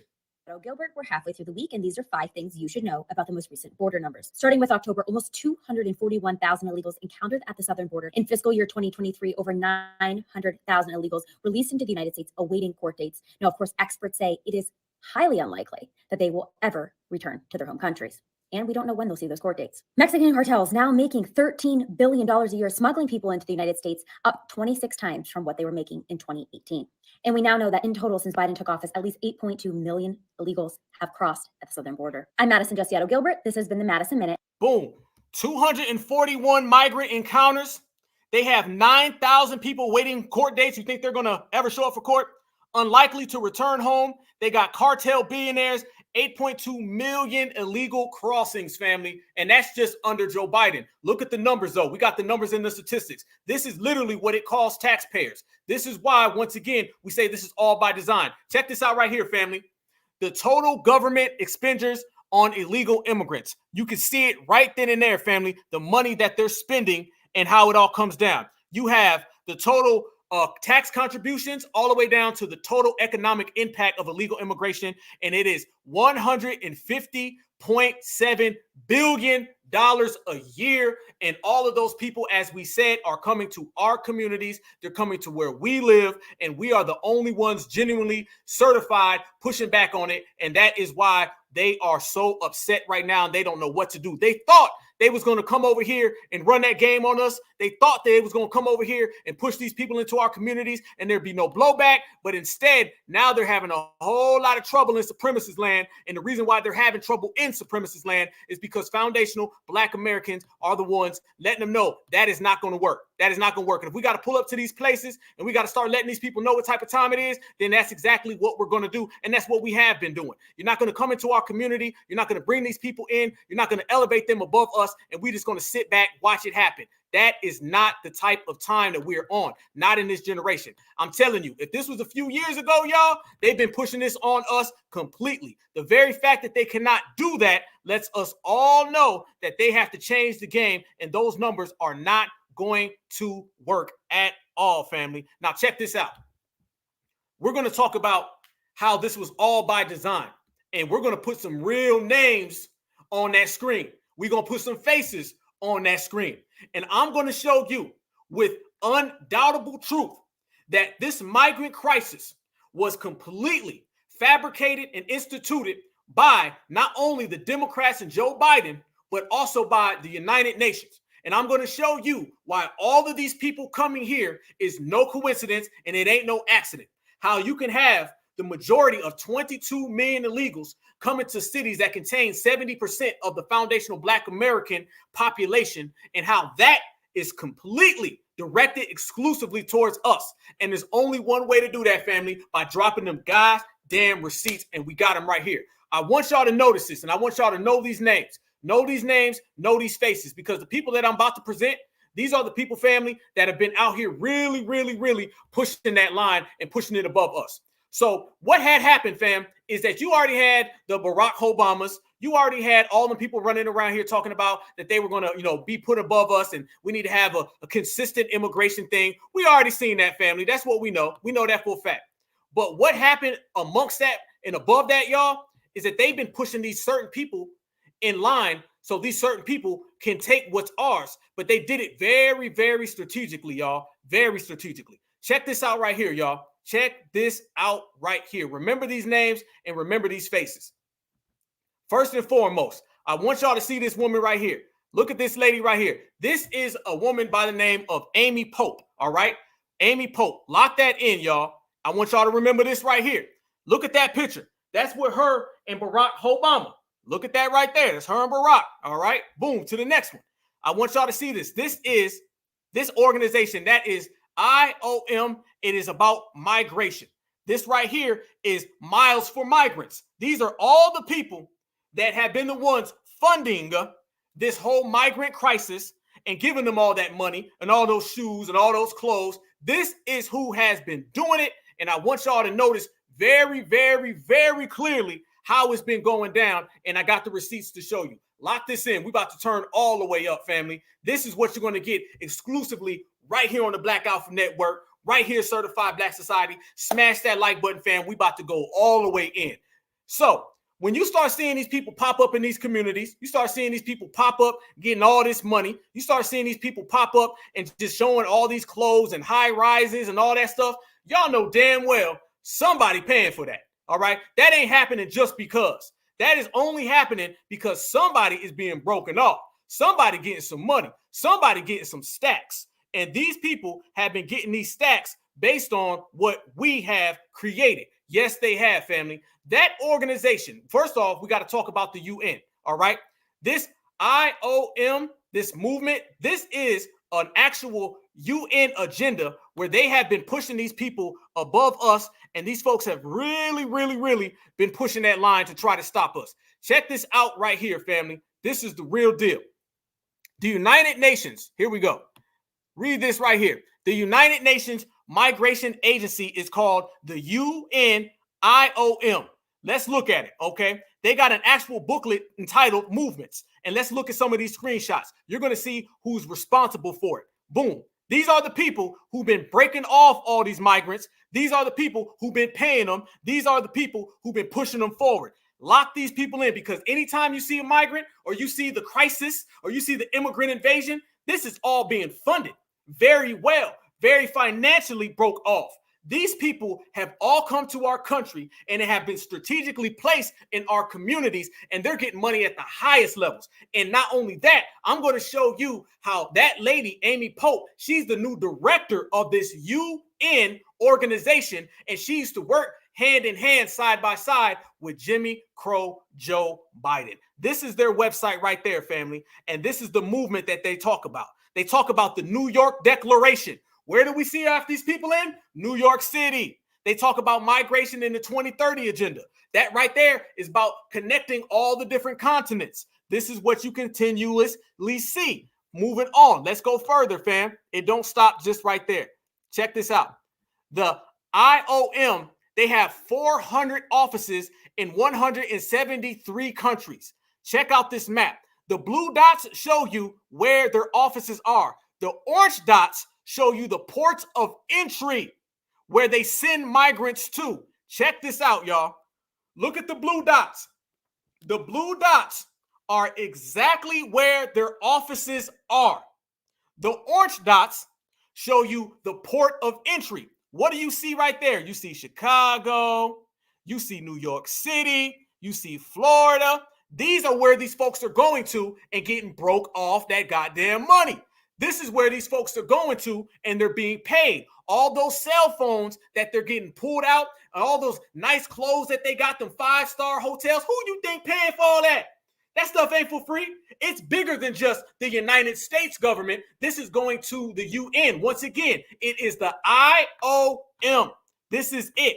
This is where they're going. And family, does those dots right there not look like exactly what we showed earlier with the Biden Express and where Joe Biden was talking about bringing these people in? It's exactly the damn same. Moving on to the next one. Look at this. That's the view across the whole planet. Oh, this is a Black Alpha Network exclusive, Black grassroots. Nobody rocking like this, family. This is what you call receipts, and Black Alpha, I got them. Check it out. The IOM currently has 172 member states, in addition to further 8 states holding observer status, over 14,000 members on staff, and they also have 400 locations worldwide to assist displaced migrants and those people in affected communities and states. Translation again. Basically, they're saying we got a whole apparatus of migrants and immigrants that travel throughout the world, and it just so happens that the majority of these people are coming to the United States of America. And it just so happens that these people are going to Black communities. And it just so happens that they're being elevated above foundational Black Americans at the same exact time where we are on code and we're fighting for reparations. Ain't nothing new under the sun, y'all. They know exactly what they're doing. As we proceed, one more time, look at that map right there, y'all. Look at that map. That right there is all their offices, okay?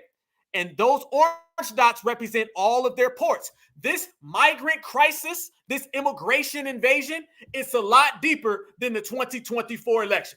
It's a lot deeper than Jim Crow Joe Biden. It's a lot deeper than Donald Trump. It's way bigger than all of that, family. This ain't just about build that wall, all right?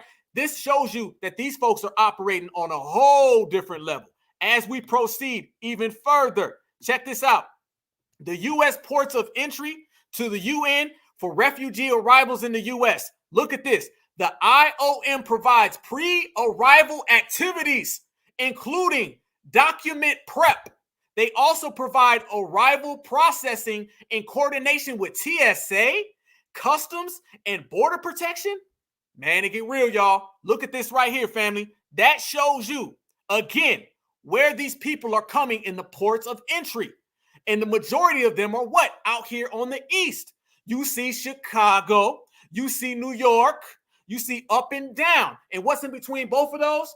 The South. So when these people are coming here, these people are coming here taking what we have given them. This goes way deeper, family, way deeper. So as you see this right here, family, I want y'all to notice, not only are foundational Black Americans caught in the middle of this, foundational Black Americans are the only people speaking about this. You haven't heard anybody really talking about this. And if they do, they don't really talk about the aspect in which this is funded. See, what happens is too many times we see this stuff and we think, okay, well, it's some election stuff. It goes way deeper than Joe Biden, and it goes way deeper than Donald Trump. This is an actual apparatus broke down for everybody to see. So you see the actual arrival. And what you see right there, family, in the middle, they talk about the pre-arrival activities. It says preparing materials needed to properly receive incoming beneficiaries, transit meals, hotel accommodation, reviewing movement files for special needs. Family, this is a Black Alpha exclusive. Check it out. When we see all that footage in which we present all the time right here on this channel, when we show you all the footage of these people dressed very, very well, with these people getting all types of benefits, those 5-star hotels, you can look right here on their website.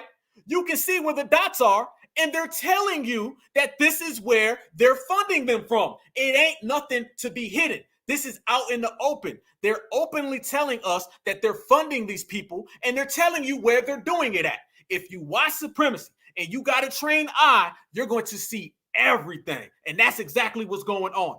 Arrival processing. They facilitate all the processing formalities in partnership with TSA, the CDC, everybody, family, everybody. And they also talk about domestic connections, ensuring smooth transit through cooperation with airlines, distribution of transit meals, checking baggage, also accommodating special needs. Again, they keep throwing in special needs. What is special needs? What special needs are you talking about? Could that be all the money? Could that be that little money card? Family, we got receipts over here. When I tell you that these folks actually got money cards, and then I'm showing you who's giving them the money card, and then the people giving them the money card are actually telling you they're doing it, and then we're showing you the actual location where they're uploading the cash. That's what you call receipt. Then the next one right there, family, says special circumstances, arranging hotel accommodation for rebooked cases. We show everybody that they're in 5-star hotels. In Chicago, they're in 5-star hotels. In New York City, they're in 5-star hotels. In Atlanta, Georgia, 5-star hotels. Well, as I look at it right here, the IOM, the UN tells you that they are putting them in 5-star hotels. They're admitting it right there. They always tell you everything you need to know, family. Everything you need to know. Oh, and it do not stop, family. That's just half the receipt. We got a whole gang more receipts as we proceed, family. Check this out right here. As part of the UN's IOM missions, they engage in the recruitment and organized transfer of migrants. Let me tell you that one more time. They actually participate in the recruitment. I said that these people are being recruited. I said that these migrants are mascots who are being recruited to come here and replace FBA. They tell you that they're seeking them out. They say that they're trying to find people that they can transfer to. It tells you that they're seeking them out. This is all on their website. According to Article 1 of the IOM's Constitution, A says to make arrangements for the organized transfer of migrants. Man, they selling and trading migrants like football cards. For whom existing facilities are inadequate. Then we just showed them folks sleeping outside in the street. Why were they getting mad when they were sleeping outside in the street, y'all? Why were they getting mad? Why did you see Julio saying, I did not come here for this. I did not come here. This is wrong. I did not come here to sleep outside. You know why he got so mad, y'all? That ain't just some migrant who's entitled. No, that's a migrant who's saying, y'all made a deal with me to not do this. Y'all made a deal with me so I can sleep in that hotel. That goes back to this website. They say, for whom existing facilities are inadequate or who have not otherwise been able to move without special assistance to countries offering opportunities for orderly migration. B, a concern itself with the organized transfer of refugees, displaced persons, and other individuals in need of international migration services for whom agreements and arrangements have been made between the organization and the states concerned, including those states undertaking to receive them, America. C, to provide at the request of and in agreement with the states concerned migration services such as recruitment, selection, processing, language training, orientation, activities. One more time. Migration, services, recruitment, selection, processing, language training, orientation, activities. Family, that right there on their website. The migration website from the UN, the IOM tells you that they recruit, they select, they process people. We've been saying that this ain't just some homeless refugee. This person has been recruited, this person has been selected, and this person has been processed. When we saw those Africans at the border, like we were talking about earlier, y'all know the ones who were saying, "What's up, nigga? What's up, nigga?" Him, the ones who pulled out the cell phones, the ones who got the hats on, the ones who got new shoes. That shows you right there. They're getting it all from the IOM family. Recruitment, selection, processing, and language training. As we proceed. That's just a half a receipt, family. We got even more. The UN IOM coordinates the transfer of migrants primarily through major commercial airlines and airports. These folks are going through airports, family, and trust me, they're not paying for the ticket. Here we go. This is the real. How is this paid for? Right here. Double up, double up, double up. How is this paid for? The UN IOM states that all refugees arriving in the United States are offered interest-free travel loans by the IOM with funds furnished by the U.S. Department of State. Note that these are loans with notes and no repayment purposes. And then I will show you how they have that up right there on their website. They tell you what they're on. They tell you what they're doing.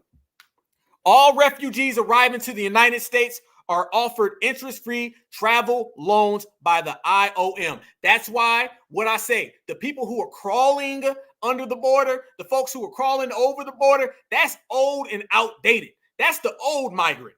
The new migrant is coming here with a three-piece suit on. He coming over here with some new Nikes. He coming over here with some Reeboks. He coming over here with a new cell phone.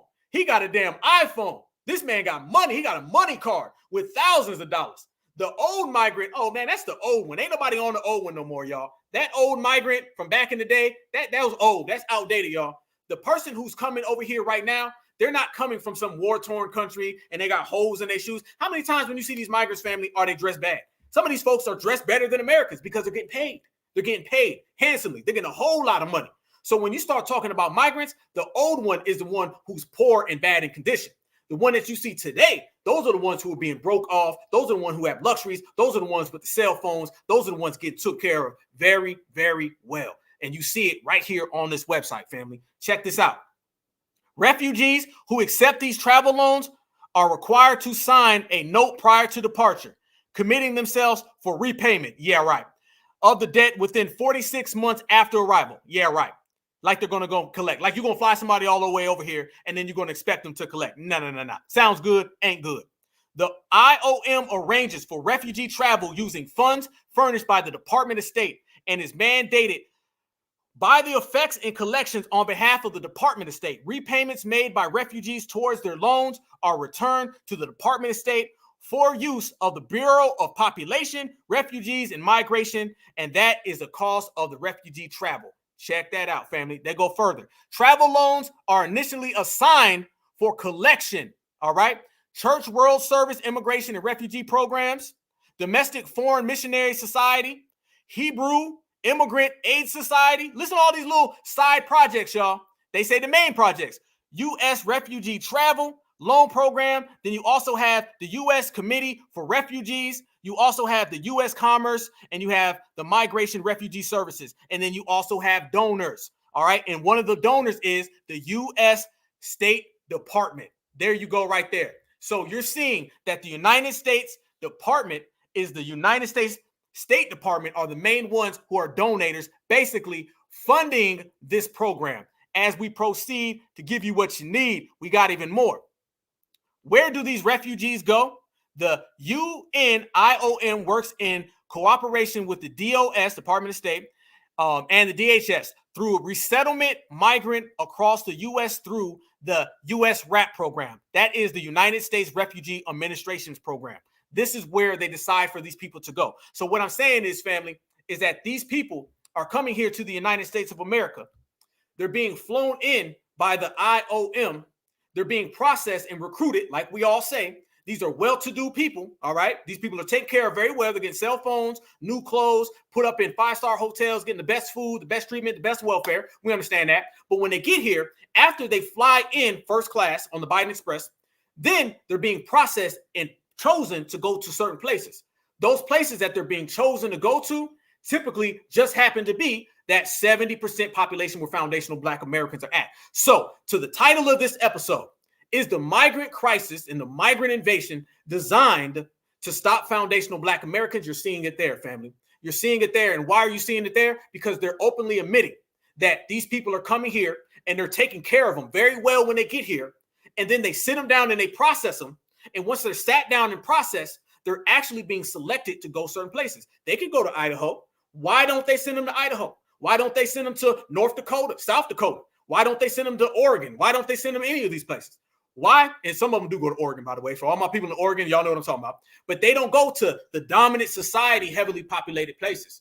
They come to the South, they come to the Midwest, and in places in California, they put them in. And in places in New York City, they put them in. So they know exactly what's happening. So when we sit here and say that these people are being exclusively placed in our communities, you're seeing that the IOM and the State Department are putting these people exclusively in our communities. This is a whole apparatus and a whole play. And it is like the design and the title of this video to stop foundational Black Americans. And it just so happens as soon as we start getting our political game up. But it don't stop there, family. It tells you right here and there.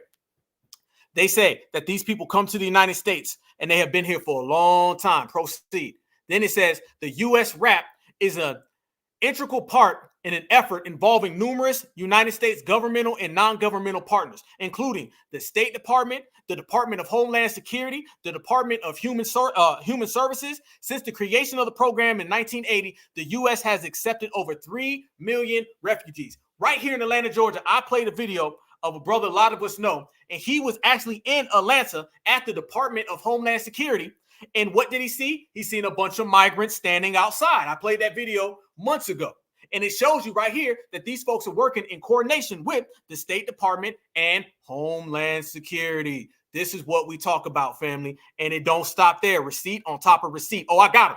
I got him, family. We done did all the research. We done ran it all the way back. You only gonna get this right here on the Black Alpha Network, Certified Black Society in the Black Grassroots. The UN, IOM, and the U.S. RAP program settles refugees throughout an extensive network of resettlement partners located in cities across America. This is the one I want to show you guys the most. This is what I want to show you guys the most. Now I'm going to show y'all specifically the actual cities in which these people are going, and you can look at it right now, family. This shows you where these people are coming to, and you see it all throughout us. The dots you see at the very bottom, those are those sister organizations that are allowing these people to come in, and they're the ones taking care of them. One is called like the World Relief Services, the International Rescue Committee. You're starting to see the Immigration and Refugee Services. You're starting to see the Church World Services. A lot of these people are going to churches. These are all predominantly in Black places, and we've already seen them, family. So every color that you see is an actual footage of where these people are going, but the color represents who these people are being protected and working in coordination with. And I'm going to tell you just off the top, I see Grand Rapids, Michigan, Kalamazoo, Michigan. I see Columbus, Ohio. I see Covington, Kentucky, Lexington, Kentucky, Cincinnati, Ohio. I see Atlanta, Georgia, Savannah, Georgia, Charleston, North Carolina, Charleston, South Carolina, Columbia. I see Myrtle Beach. I see Birmingham, Alabama, Memphis, Tennessee, Nashville, Tennessee, Springfield, Illinois, Chicago, Kansas City, Kansas, and Kansas City, Missouri. I see Buffalo. I see Pittsburgh, Philadelphia, New York, Silver Springs, Maryland, Springfield, Providence, Rhode Island. I see Portland. You can go all the way across, family. I see Tampa. I see Clearwater, Jacksonville. These are where the migrants are at, family. Okay? These are where the migrants are at. And when they come there, they're coming not only to our heavily populated communities, they're coming to our heavily populated sides of town. Oklahoma City, Tulsa, Oklahoma. You see it right there, family. Garden City, Wichita. You see Lincoln, Nebraska. You see Milwaukee, all right? You see it all. These are where these folks are coming to This is where these folks are being dropped off. And this is why when we say that it's going down in a way that they are trying to hide from us, this is exactly what we're talking about. Now, I done showed you a couple of those, family. Let's show you how it's actually going down in real time, in real life. This is what I'm saying. So when you've seen all those places, you've seen all those names, all those different organizations going all the way up to the UN and the IOM, what you're seeing is these people are being dropped off strategically, processed and recruited like we've all called out, and they're being placed in our communities one by one by one, and we got all the facts and receipts to show you. And this is what it looks like when it happens. Check this out. This is what we say, y'all. So that way, get a little better shot of what's going on. So I went over here by the 17th District Police Station, right? And there ain't no tents over there. And somebody said, yeah, somebody's been sending me information to come out here and take a look at it. So we're over here on Leland and Harding, right? Over there. And you see all of that, right? So I don't know what's going on here, and I don't know what's the deal with the city. This dude owns this property here. He's got all this stuff on his thing here, right? Hopefully I don't get a ticket over there. So there you go. You got this building here. I don't get this, right? So I don't know what the city's got ideas, right? And what's the plans here? So you live right here, right? You come out and see this, right? Yeah, this is right here. This is right there. You got garbage there, man. That dude's running over garbage. Right? Look at that stuff there. See that? That's all messed up, man. Boom. Now, mind you, these people are being flown over to where we are, and then they're getting treated with luxury, and then even sometimes being thrown out in the middle of the street. Come on, family. What does that tell you? What does that tell you, y'all? That tells you exactly what we've been saying, and it shows you exactly what we're talking about. And we got receipts who's funding it. This is what we're talking about. We're seeing exactly who is funding this, and we're seeing that this goes all the way up to the highest levels. Not to mention, family, look at this. Look at these Africans coming in here right here, fam. Look at them. And look how they're blurring their faces. Look at this, fam. Why are a They're showing these people coming in, and they're blurring their faces. few of these men's faces blurred? Fox News report on 12/21. Why are the faces blurred, y'all? Why they ain't showing their faces?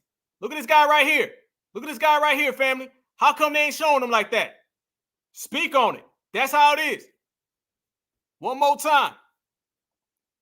This show, and this, when this lady was talking about these people come over here and then they vote in all these different type of ways, the reason being, family, is because this is an apparatus amongst everybody. Everybody's in on this, family, from the top to the bottom. Supremacy, supremacy, family. It don't matter which side of the aisle you on, it's still supremacy. Back to the receipts, though. Check this out. On December 15th, okay, which ain't that long ago, the U.S. Department of State announced 26 commitments to refugee efforts in the United States, including expanding the program. Look at this right here, family. A commitment to increasing global resettlement opportunities. President Biden committed to admitting up to 1,250 or 125,000 refugees to the United States annually after working to rebuild the capacity of the United States Refugee Admissions Program. The United States is poised to meet this ambiguous goal in the fiscal year. First off, the fact that they say that they're poised to meet it like it's a quota. You feel me? This is what we're saying. They have a deal. There is a payroll that they have to meet. This ain't just some sidewinding stuff here, family. There is a payroll, there is money on the line, and they have to meet it. If they do not meet it, family, then there's going to be consequences and repercussions. And you see it all the way across the board. So when we say that they got to bring in these people from all these different backgrounds, they got to bring in these people from all these different backgrounds because they have a deal in place. That deal makes sure that they got to do it. And when you talk about that, let's go back to it, family. This is exactly what it looks like. Y'all want to see what the deal looks like? When they said that they're going to meet it by this fiscal year, this is what it looks like. And notice that they're dropping these people off again in our communities. What you're going to see here is people who are part of the IOM's program of recruitment to put them in our communities, being dropped off in our communities, this time in Atlanta, Georgia, and it shows you that they will not stop until they meet their quota. There's a payroll to try to replace foundational Black Americans. Look at this shit here. That taxi cab right there that just dropped off these African guys. Man, I'm riding around and just seeing this shit in real time. Guys, we're at war. Look at this here. I just seen this taxi cab drop off these African guys. All these damn African guys right here in our community. Africans, guys. Look at them. Look at them right there. Look at them Africans right there. I'm looking at you, bro. Yeah, I'm looking at you. Look at them right there, guys. In our community. Look at them right there. I ain't no punk. Look, now I'm checking y'all, bro. I'm checking. Look at these Africans guys right here. They just dropped these guys off in our community, guys. Who's they? See, that's the thing. This is what we're doing on this episode, family. This is what we're doing right here on this episode of the Black Alpha Network, family. This is what we're doing here on the Alpha Cast. I said we was going to hit this one with a real bang. Who's they? We keep hearing they're dropping them off. They keep coming to our community. They keep putting these people in our society. Okay, well, who's they? Well, in this episode, I'm giving you who's they. I'm giving you who's them and who's those. All of that. We put names on the line. We put faces on that screen. We know right now who's doing it. And it's going all the way up to the UN. But we all know that the UN is basically the dominant society. And the UN works with the United States of America. There'd be no UN without the USA. Trust me. So if anybody from the UN is pulling any types of strings, guarantee it's being done with the coordination of the United States of America and the United States of America president, which just so happens to be Joe Biden, and the same Joe Biden that's been running around for years saying this is what he wanted. We showed you the video in the beginning where Joe Biden said he wants nonstop immigration. There you go. He said he wants them to keep on coming. There you go. He said he wants to bring in 11 million. So did Chuck Schumer. There you go. So as old boy right there saying they keep dropping them off, now I'm telling you who they is, and I'm telling you who's them. And you see both of them are anti-foundational Black Americans. This is why they're being put in our communities. And this is why we are the only ones really, genuinely, sincerely calling it out. Check this on out right here, family. As we proceed, there's more to it. There's more to it. There is more to it, y'all. Resettlement. As we say, they're trying to reach their quota. Check this out. They said the United States and the United Nations, they announced the 2023 Global Refugee Forum. Yep, they're having nice little meetings, family, and meeting up. Right here, family. From December, this right here, from December 13th. Let me double check that right there for you, fam. Big screen. Here we go. From December 13th to December 15th at the Global Refugee Forum, the largest international gathering on refugees. One more time. The largest international gathering on refugees. The United States announced 26 unique commitments towards 8 multi-stakeholder pledges demonstrating the U.S. leadership in the meeting the needs of refugees to host communities in this time of a historic displacement. Family, that's everything I just said. On December 13th and 15th, all right, it is December 26th. This is new. So not only am I going to give you receipts, family, I'm going to give you the new ones, the ones that just went down. That's how we do it, family. Smash that like button, y'all. On December 13th to 15th at the Global Refugee Forum, the largest international gathering on refugees, the United States announced 26 unique commitments towards 8 multi-stakeholder pledges demonstrating the U.S. leadership. So as I just said, that the United Nations are the ones pulling the strings, I'm also saying that the United States pulls the strings of the UN. This is why foundational Black Americans have been the people that they have targeted with this program. All of these programs, all of these committees, all these organizations that I have named, family, they all have one thing in common. The thing that they have in common is that they have all been selected to come down on foundational Black Americans. And you're seeing it play out. Our government is the ones facilitating that. This is what we are on. Yes, sir. Yes, sir. Damn right. We all know it, family. So watch here. The United Nations is being pushed forth to do all of this. You're right, brother. I'm going to cook. Yes, indeed. Yes, indeed.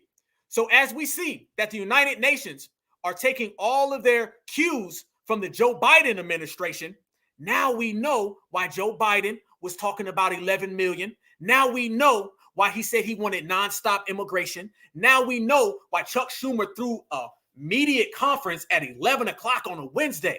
This is very, very serious. And like I said, family, they're on code red. Now I'm about to take it a whole nother step further, y'all. This is about to go to a whole nother realm, y'all. If you're just pulling up, smash that like button. Certified salute, y'all. Certified salute. This is one of the biggest classic episodes of the Black Alpha Network. I am explaining in full detail the migrant crisis, the immigration crisis, and I'm taking it further than anybody has shown or reported. I'm giving everybody the details, including the United Nations role, including their directors, including all of their supervisors. I'm showing you the cities, the towns, the states, and the counties that all of this is going down in, and I'm showing you how this is much bigger than the 2024 election. It's much bigger than Donald Trump and build that wall. I'm showing you that every single thing that we have called out and everything that we have exposed is real. And we got all the facts, we got all the statements, and we got all the nuances to put it on the table. That's why they cannot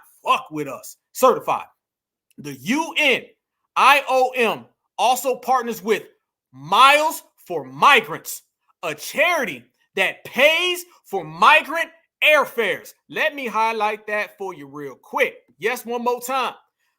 Miles for Migrants. It's a charity that pays for migrant airfares. Not much detail available on what the partnership entails. So basically, they're keeping it on the low, on the hush. Y'all remember, I was saying you got to remember some of these faces. Some of these faces are real funny style, y'all. These are some of the people for the Migrant for Miles. I want you to see there's an organization called the Shapiro Foundation. Yes, remember that. All these names I'm giving y'all, remember to mark them down and keep them in your mind. So anytime someone tries to try, some type of hustle on us or babble their way, we're going to have dates and we're going to get them real good. The Shapiro Foundation, this guy right here, his name is Ed Shapiro.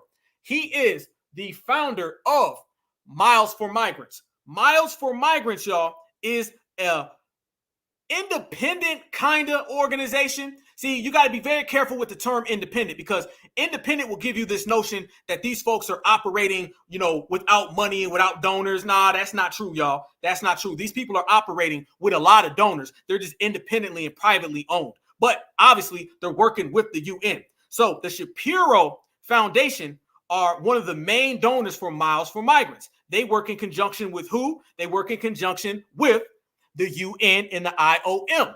The UN and the IOM, they all work in conjunction with what? The United States government. It all ties back into the United States, family. So when you start looking at these people, you see that they're the ones paying for these migrants to come here. So when we start talking about these migrants and saying, how the hell did they get here? Who flew them in? You're looking at the people right there who flew them in, y'all. This is what we're talking about.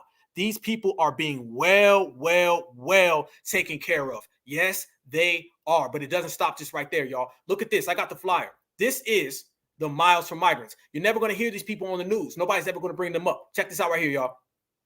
Pledge your miles and points. Reunite with families. First off, look at that hairline, y'all. Look at this hairline. Look at that forehead. That is a tether hairline. That is a Fleedman forehead. When you put a Fleedman forehead with a tether hairline, you add it with Miles for Migrants, there you go.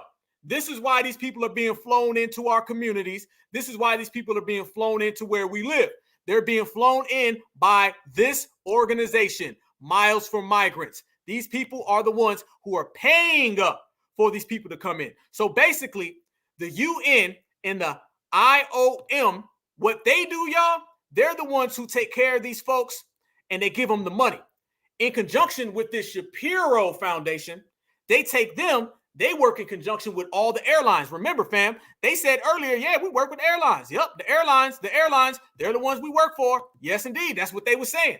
So you see it right then and there.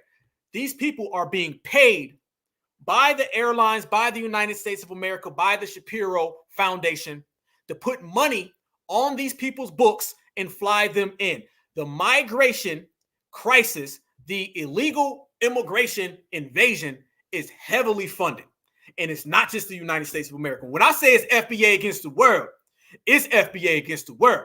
When I say it's certified Black society against everybody, it's certified Black society against everybody. I've shown you that these people are flying in from literally every single continent. We've seen these people from every single continent at our borders.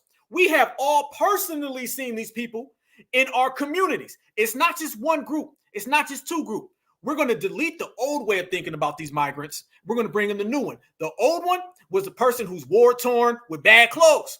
The new one who is being recruited and processed with good clothes, with good education, flying here with his whole family. These people are getting on planes first class. Y'all know when we all grew up, we were taught that migrants had to come here broke, poor, spend an hour in the desert. I'm being honest with you. Them people who are coming in caravans and stuff, they'll show you them. Notice that, family. They'll show you all the migrants who are coming here over the border, the ones who are poor. They always put the camera on all of the migrants who are coming here in caravans. They don't show you the ones who are flying in.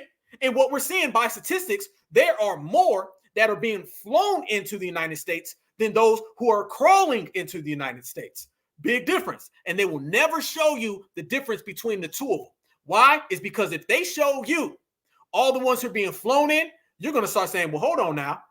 Who's this coming from? Miles from Migrants, Shapiro, the IOM, the United Nations, the State Department. So they'll show you Julio and Sanchez coming through the desert. Misdirection, miseducation, misdirection. And they will always give you that. And this is what they're doing now. People don't believe it. Listen, family, Miles from Migrants is flying them in. I got pictures of these folks sitting on the plane. Yes, indeed. Y'all want to see Mr. Mutombo? Check out Mr. Mutombo. Look at Mr. Mutombo on that plane, y'all. Mr. Mutombo is on that plane. Mr. Mutombo having a good time. Look at the bag he got. Family, all I do is drop receipts. Black Alpha Network, certified Black society. We in the building, y'all. This shows you what I'm talking about. You see it. Smash that like button. Mr. Mutombo, he got the damn bag from the IOM. He is on the Miles for Migrants plane that's funded by the State Department and funded by the Ed Shapiro Foundation. You see it right there. He waving. He waving. That ain't the person coming through in the desert. That ain't the dude hopping over scorpions. That ain't the dude swimming through polluted rivers. No. That ain't who that is. That's Mr. Mutombo, who done been recruited. Mr. Mutombo being taken care of. Mr. Mutombo done came here living a life of luxury. He done been recruited very well to come here to this country and to eat off our people. Man, we own them, family. They can't hide. That's one thing about us, family. They talk that talk, we gonna see about it.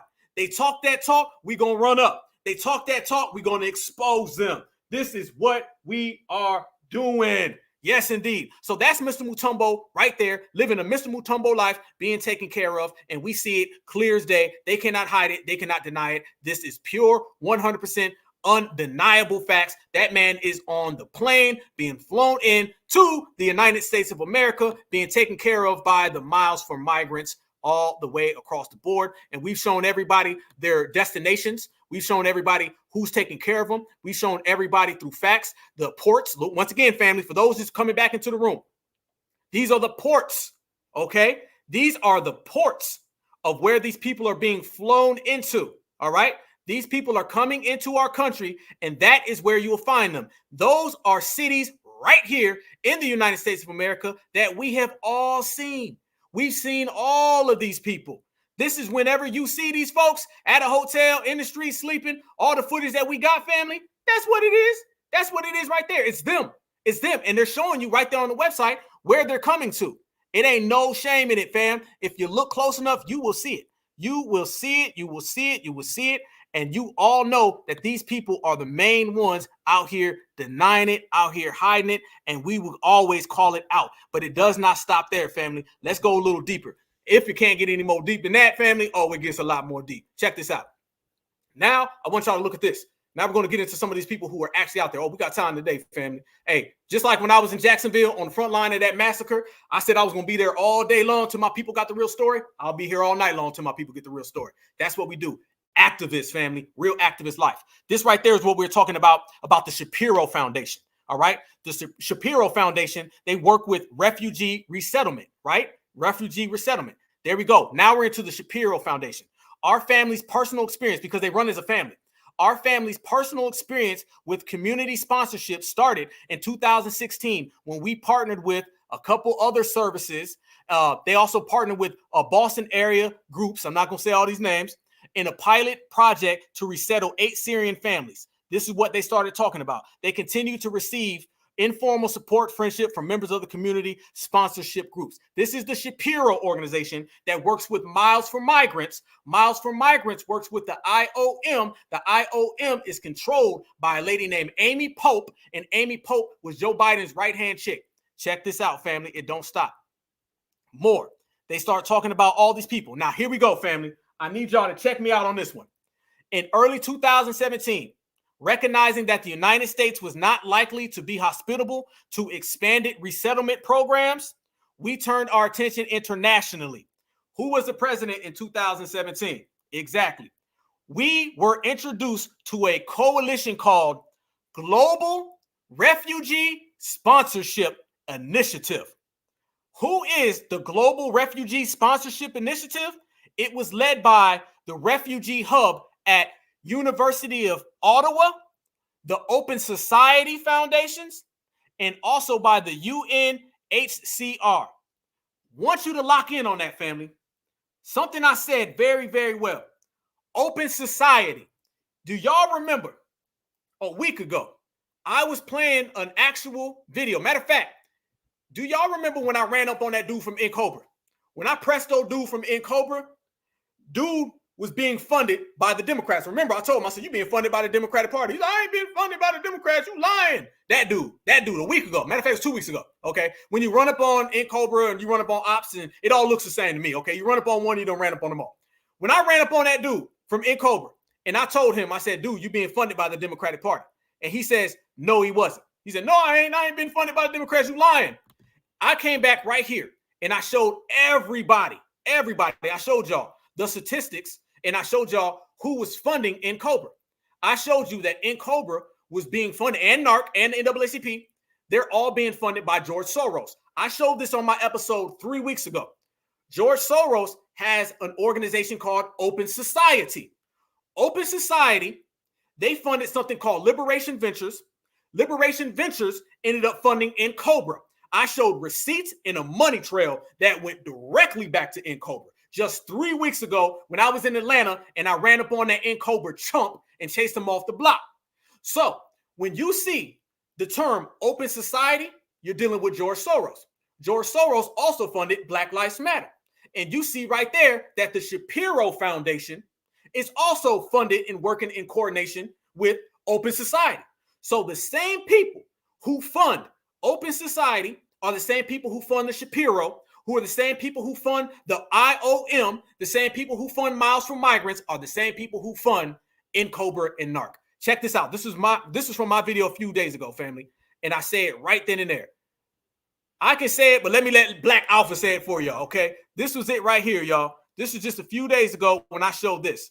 Nonprofit organization. Check this out. This was me breaking it down. Looking at Cobra. And I sat there and asked dude, I said, hey, y'all are funded by the Democratic Party. And in a lot of ways, Cobra funds the Democratic Party because they take money and give it to the damn Democrats. So it's a two-way street, right? And he said, we don't take no money from George Soros. I sit on the board. And I said, okay, are you an accountant? No, you're not? Okay, then show me where the money at. And he couldn't do that. All right, now let's look at some of the real. Family, this is a Black Alpha exclusive right here. We're going to break this down and show everybody exactly who is funding these people, where they're getting their money from, and why they cannot hide it at all from us. When you do the research, family, you see that Cobra is just like Black Lives Matter. They are just like the Black Caucus. These are dominant society finance groups meant to run interference on our reparations claim and meant to run interference on everything that we've been doing. Check this out, y'all. Nonprofit finance by billionaire George Soros quietly donated $140 million to political causes in 2021. Yes, right here. Those donations are top of the more than $170 million Soros personally contributed during the 2022 midterm election cycle to help Democratic campaigns and politicians. Now, when you start seeing who these folks be in bed with, y'all, you're going to easily see in Cobra come up, and it ain't even hard to find. Every single thing that we point out, fam, is easy to see. Why is it easy to see? Because they put it all in print. Right here. Many of Open Society policies center in 2021 donations. Boom, right there, family. That was 3 weeks ago when I told that in Cobra chump that he was funded by George Soros. There's the receipt right there that shows you George Soros and Open Society, they funded in Cobra. Right there, Open Society. That is George Soros' organization in which he funded a whole lot of controlled opposition in our movement. Going back to what we were just showing a minute ago, family. So you already see the dots right there. George Soros funded all of that right then and there, family. And when you go back up and you look, and you can see it again, family, the Shapiro organization, who do you see? You see the same exact Open Society that we just showed right then and there with George Soros and in Cobra. You see they're the same ones working with the Miles for Migrants. Boom, right there, family, right there, right there. The Shapiro Foundation, all right? Resettlement programs, Open Society. So we connected the dots between Open Society, the Black migration crisis that they're trying to do in Africa, the people of color migration crisis that they're trying to do in Mexico, and all the way to NARC and Cobra, family. They cannot fool with us. We operating on a whole different level. We operating in a whole different stratosphere. That's a receipt that literally connects the migrant crisis to Cobra. And that makes Cobra look even more bad than they already were. They're literally being funded by the same people who are trying to get us out the paint, but yet they're fighting for our reparations. This is why we got to be very, very cautious and very, very skeptical of every single person that is trying to come around our community, whether they're wearing a dashiki, whether they're saying we're all black, whether they're saying they're people of color. It all goes up to the highest forms, family, and you see it right then and there. That's not the only part, fam. Check this out right here. Now, there was a secret meeting, and y'all know how we feel about them secret meetings, right? They love having these little secret meetings out of nowhere. Check this out right here, y'all. Check this out right here. Read out. This is on actually the whitehouse.com, family. The private sector roundtable. Sounds very interesting, don't it? The private sector roundtable and Operation Allies Welcome. Check this out. The Secretary of State was all involved in this. Check this out, y'all. Here we go. You're going to see the same people.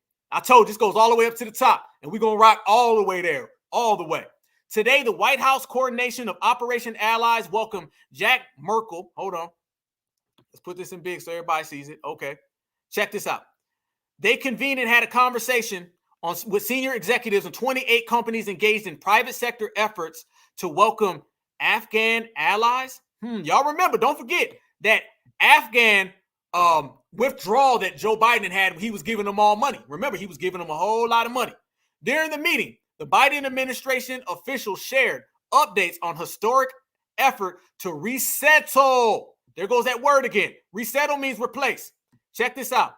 Participants included Secretary of State, Secretary of Homeland, Operation Allies. You see United Coordination Group, all these different people. But check out this name that y'all going to see right here, family. You're going to see it, and it's going to be clear as day. Right there. Literally, family. Literally. They literally said the United Airlines was there. So you see these folks is getting taken care of real good. Flying in on planes. When they flying in on planes, family, and you see the damn United Airlines, then you already know what's happening. This right here, family, you got President, CEO, National Restaurant Association, Educational Foundation. So when we say they're getting these cuisines, you see they're going to the National Restaurant Organization. These are all the organizations that are working to help facilitate these people resettling our communities. How come you don't see any initiatives with restaurant associations helping foundational Black Americans who are starving? All right. Educational Foundation. You're seeing these educational people that are coming here and they're being taken care of while yet we got the worst schools. You don't hear anything about that. Where's the initiative? Where is the motive to give us any of that? None. You don't see it. But check this out right here, family. Who was in presence? Gregory Mantius, director of the Open Society International Migration Initiative. Boom, right there at that secret meeting at the White House. Right there, right there. Open Society again. So you see it. The same people who are responsible for Cobra getting money, the same people responsible for Miles for Migrants, the same people responsible for the IOM are the same exact people who are responsible for all these other groups getting what belongs to us, family. So you see the names right there. And that's just us halfway connecting the dots. That's just a few dots that we done connected, fam. It doesn't stop there. You see all the way across the board, these people are being taken care of very, very well. And these people are getting everything they need. Open society all the way across the board. I got like 7, 8 more receipts with open society. Straight up. And it shows you that they're everywhere. When you start talking about these miles for migrants and all these migrant organizations, you can literally see these people showing up, and these people are definitely being taken care of, and they're definitely being put above us in every single element, in every single fashion. And this is why foundational Black Americans, we've been on game, and it takes us to call this type of stuff out. And if we do not call this type of stuff out, then they're just going to continue to do it. They're going to continue to do it. And this is what makes it all stop. But check this out, y'all. Check this out. Check this out. Check this out. This is the biggest one out here I want to show y'all. This is the biggest one I want to show y'all. This goes all the way back to what we've been saying, family. All the way back. Going to the White House, right? Check this out. Check this out. All right, I already showed y'all right then and there. This shows you right here, family, more of these resettlement programs. More right there. Look at that Airbnb. Look at all these people, fam. These are these secret meetings they're having about resettling people. Airbnbs. Look at that. They're literally meeting up with the Airbnb organizations so they can put these people in Airbnbs. Remember that. The refugees was coming here from Afghanistan. They was getting like $500,000 a piece, and then they was getting put in Airbnbs. Why? It's because these organizations that are affiliated with Airbnbs are going and having private meetings at the White House, and they're probably being broke off. They're not doing it for free. Hell to the no. Hell to the no, family. Chamber of Commerce. Look at all these things that they're doing to bring these people into our communities, fam. This Google, look at that, more JP Morgan Chase. This is just about the migrants coming from Afghanistan. Starbucks, which means they out there making coffee for these damn people, and they getting some money. Look at, matter of fact, I ain't lying. Check this out. I ain't lying. The Starbucks Foundation to nonprofit organizations supporting the resettlement of Afghans in the United States. Starbucks continues to build towards a goal of hiring 10,000 refugees globally. Man, I ain't lying. I ain't lying. I got the receipts, family. That's what I'm talking about right there. I ain't playing. Airbnbs are literally being broke off, and Starbucks was being broke off. Starbucks has an initiative to hire 10,000 refugees globally. Are you kidding me? Come on. You don't see none of this. If foundational Black Americans said this, what would they tell us? They would tell us, well, we can't do nothing for anybody specifically. We get told all the time they can't do nothing for us specifically. But Starbucks can specifically make some goddamn coffee. Airbnbs can specifically make your bed for you. But we can't specifically get anything for our lineage, heritage, and culture that built this country. Look at this right here. TripAdvisor. Look at that right there, y'all. They over there. They was at this meeting. All these people were at this meeting. United Airlines, Walgreens, Walmart. All these people were there. Look at that right there, y'all. Going all the way back up to the top. Private sector leaders are stepping up to welcome Afghans. You see Walgreens, you see Goodwill, you see Google, JP Morgan Chase. Look at all that, family. Starbucks, TripAdvisor, yep, United Airlines. Look at all that right there. These people are all coming and being broke off by the dominant society so they can help facilitate Afghans. And that's just Afghans. That's just Afghans, family. That's not even to mention what they're doing for all the other refugees who come here. They're only putting the spotlight on the Afghans getting resettled. What about the Africans getting resettled? What do you think they get? What you thinking the Chicanos is getting? Come on, let's keep it 110. Let's keep it all the way real, family. If that's what they're getting, what do you think everyone else is getting? They're getting a lot more. I guarantee you they're getting a whole lot more. And this is why we see these people being broke off very, very well. But check this out, fam. I'm going to tie all of this back in to not only that, family, I'm going to tie this all the way back in to Joe Biden and the Biden administration, fam. Yes, you know, it all goes back to that. It all the way goes back up to the top. Not to mention homelessness in the United States of America. We can sit here, we can talk about that all damn day long. Homelessness and how it's affecting this country. But these people are being paid with all these resources, and it doesn't stop there. Check this out. Miles for Migrants, as we were speaking about, which is one of the organizations. There's been so many damn organizations, family. It's hard to keep up on, right? But it's all good. Miles for Migrants, fam, right here. One group that is helping refugees get out of conflict. That's the Miles for Migrants program. And these people, like we said, they're getting taken care of very, very, very, very, very well. That's good. But you see that these people are working in conjunction with airlines. So when somebody's working in conjunction with an airline, that means that these people are definitely being taken care of in the most particular fashion, a fashion that foundational Black Americans could never, ever be taken care of. Because if we ever tried this, family, they would just hit us with the gambit and say, well, we can't do nothing for y'all specifically, which is what they always tell us. They can't do something for us specifically. So you see the difference between the two of them, which goes back to what we were talking about in the beginning of this video, where Joe Biden and the Biden administration, these people have always wanted this. This is what they planned a long time ago. It's nothing new. This is all by design, and this all shows you that when the dominant society puts forth all of these different plans on what they can do, what they can't do, what they would do, what they should do, it all revolves around us. Everything revolves around us. The foundational Black Americans are not in the beginning. The foundational Black Americans are not in the end. This is how they play us, y'all. But check this out right here. This is Joe Biden right here a long time ago, y'all. A long time ago. Look at this. That's how Joe Biden, that's what he does for all those different people, right? That's what he does for them. This is what Joe Biden has given foundational Black Americans, y'all. This right here, right here. Remember all this, family? And you ain't Black. They are the future of America. And you ain't Black. This is a nation of immigrants. That's who we are. That's why we're who we are. That's what makes us different, and we should invest in it. And you ain't Black. The reason we're the country we are is because of immigration. And you ain't Black. Public school students who are Latino, 28%. They're all going to own the country, man. We better darn well make sure they have every opportunity they have. And you ain't Black. And you guys are going to have to start working more with Hispanics, who make up a larger portion of the population than y'all do. And you ain't Black. And alongside our partners, the Blue Pacific, we're increasing our climate assistance, including more than $20 million for new investments to prepare for climate and natural hazards. Second point I'd like to make is economic development. Strong growth begins with a strong infrastructure. So today, I'm pleased to announce we're working with Congress to invest $40 billion in our Pacific Islands Infrastructure Initiative. We call it the PI anyway. It doesn't matter what we call it, but that's what it is.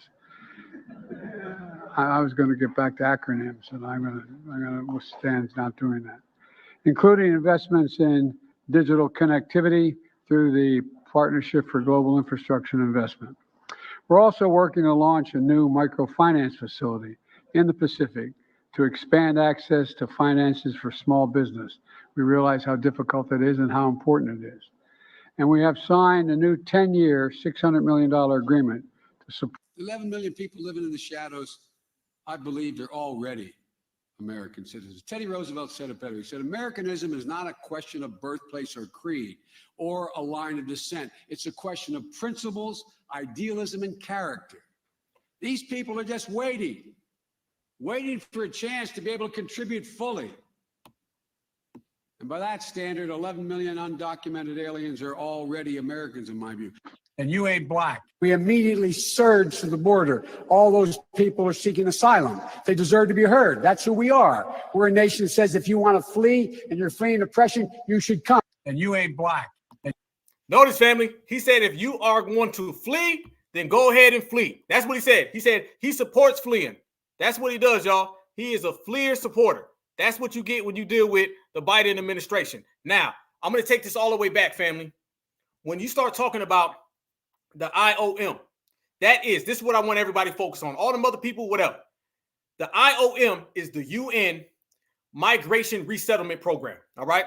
And the IOM has been done in and out. Like I said, you got to understand that the migration crisis is all facilitated, and all those names and dates and all those people and all the billions of dollars, which is probably $1 trillion organization. I mean, we sat there and showed you guys this goes all the way across the world. So all of these trillions of dollars are being spent on migration, specifically to come to the United States of America, specifically to come to our community. So if you're dealing with all of that, family, if you're dealing with all these people trying to come to our communities, and you're dealing with all these people trying to speak on what we got, the main thing that we have to acknowledge, y'all, is that these people are not just doing that separate from the United States. I want to show you this. Remember that person I showed you earlier, Amy Pope. Remember this face right here, family.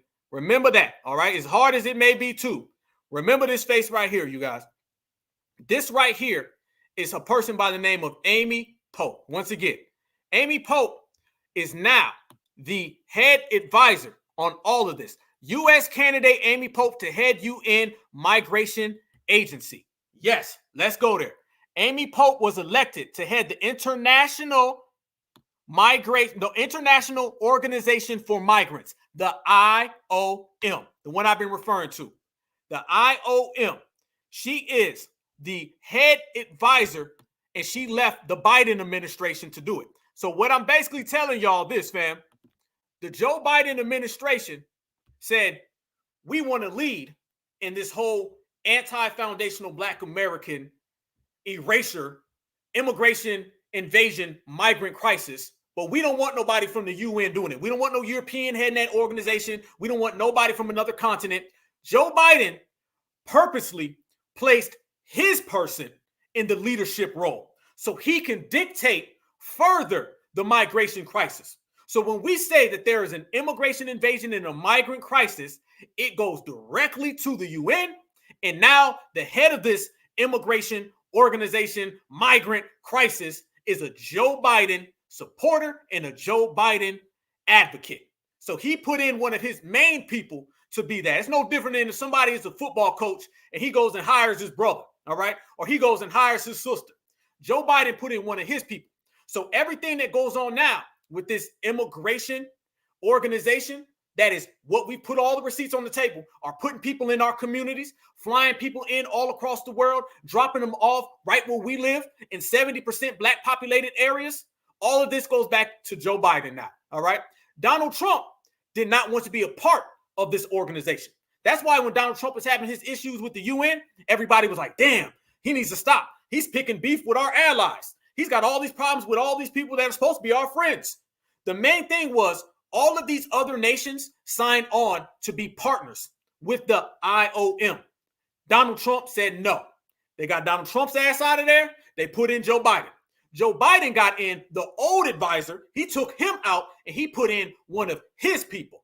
So now this Amy Pope lady, she is the one who is leading this organization. And on top of her leading this organization, family, she's doing it with the blessings and with the consulting of the Biden administration. So yes, the answer to everything that we've been saying on today's episode and in this generation about this migrant crisis, this border crisis, that they all pretend they cannot stop, that nobody can get a control over, that all just so happens to be coming to our communities. Yes, the answer is it is deliberate, it is orchestrated, it is an apparatus, and it has all been strategically placed in our communities to try to stop foundational Black Americans, with the blessing of the Democratic Society and with the blessing of the Joe Biden administration. Check this lady out right here, y'all. We got it all the way live, family. Amy Pope of the United States will be the next International Organization for Migrants, IOM, director, the general after beating her boss, Antonio Videira, or whatever the hell his name is. Basically, a guy who was not working for Joe Biden. So they got out the guy that was not working for Joe Biden, and they put in the woman who is working for Joe Biden. Pope will be the first woman to lead the United Nations Migration Agency dedicated to assisting migrants and will take up the position from October 1st. This is what we're talking about, family. We got to stay on top of these things. The more you know, the better you move. You can function and navigate. The ability to foresee and the ability to project will always lead you to good dealings in the system of supremacy. If you cannot foresee or you cannot project, then you're going to be in a hard time. We can do all of that because we certify like that. Black grassroots. Her election comes after an unusual leadership battle that pitted the United States against its European allies. Man, hold up. Wait a minute. Let me run that back, y'all. Her election comes after an unusual leadership battle that pitted the United States against its European allies? To our point. Why was this an unusual leadership battle? Why was there a leadership battle? If you have something that gets voted on every so often, it gets voted on every so often. Why are they referring to a leadership battle to lead this organization as unusual? Why are they saying that two people having a debate on who's going to be the boss, an election on who's going to serve at the top of the organization, why is that so odd? That happens everywhere. That happens all throughout corporate America, every single society. Walmart has CEOs that are up for the job and they debate about it. Football teams, basketball teams, Everybody, a COO, a CEO, everywhere you look, there's always this candidate or this candidate, and they both have a debate on who's going to be the boss. They're saying that this was an unusual battle. If you have a trained eye like all of us got, then we know what's really happening. They called for a new battle so they can replace the European people with the United States people. In other words, translation, Joe Biden said, get all of those other people the fuck out of there. I want to lead this immigration crisis, and I want to put my person in charge of the immigration crisis. So when I sit here and say that the migrant immigration invasion all goes back to Donald Trump's new person, I'm not talking about Joe Biden. I'm talking about Donald Trump stepping down and removing himself from this, and then them getting him out the paint when they got rid of Donald Trump, and it all comes back to Joe Biden. Boom, right then and there. You see it right there.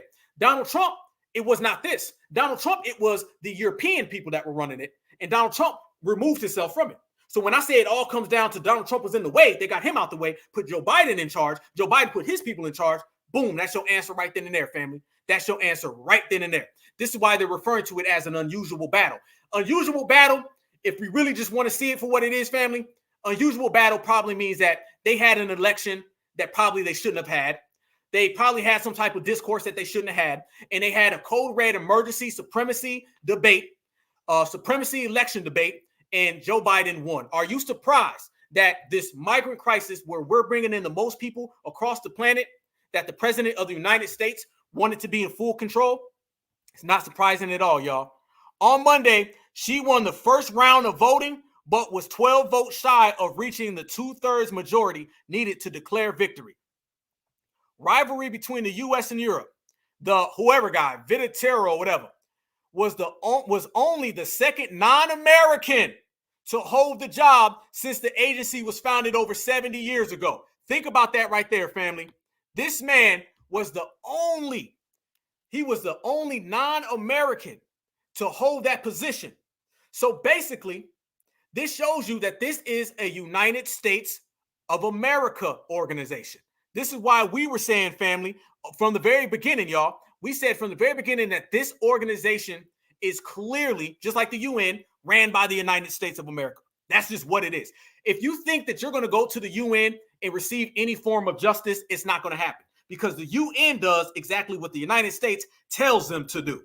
If not, you're going to have trouble. And this shows you there was a supremacist on supremacist battle. Ain't that how we started off this episode? Ain't that what we talked about, family? We said that in the beginning that Schumer and Trump were having a battle on how supremacy was going to play out. That's what we said in the very beginning. We also said, family, that the dominant society has two different types of supremacists, the overt and the covert. They also have the one who wants to bring in the mascots versus the one who don't want no damn mascots. This is what we're talking about. So not only, y'all, did that play out on a American domestic level, you had the Donald Trumps versus the Schumers. You had the overt versus covert. You had the liberal versus conservative, the Democrat versus Republican. Now you're seeing that you had the European versus the American. The European and the American were having a battle on who was going to control this immigration organization that resettles people. Because mind you, they have a migrant crisis going on right now in Europe. Europe handles it their way. America handles it their way. And they're having a clash. All across this world, you're seeing supremacy on supremacy clashes. You've always had supremacy on supremacy clashes. It's just black folks, the Africans Americans, the peoples of colors, the migrants, all the people who identified with multiculturalism, they never took advantage of it. We now are. That's why I say in this simple election right here, if we allow the Democrats to fall, think about this, y'all. If foundational, I'm going to bring it in why foundational black Americans have so much power, why this generation is so exceptional, and why we can do what no one ever thought of. If we allow Joe Biden and his organization, because that's what they are, to fold, and we allow his administration to fold, all of these plans, these trillions of dollars, out the window. The migrant situation is going to go down a different path. 4 more years of Joe Biden, you're going to get 4 more years of all this. If you stop the Biden administration, then it ain't happening. So it all goes back to who? Certified foundational black Americans. That's why and this is the last episode of the year right here, family. That's why 2024 is going to be a monumental year that will go down in history. But the most beautiful part about that, y'all, is that we have the control to make it go however the hell we want it to.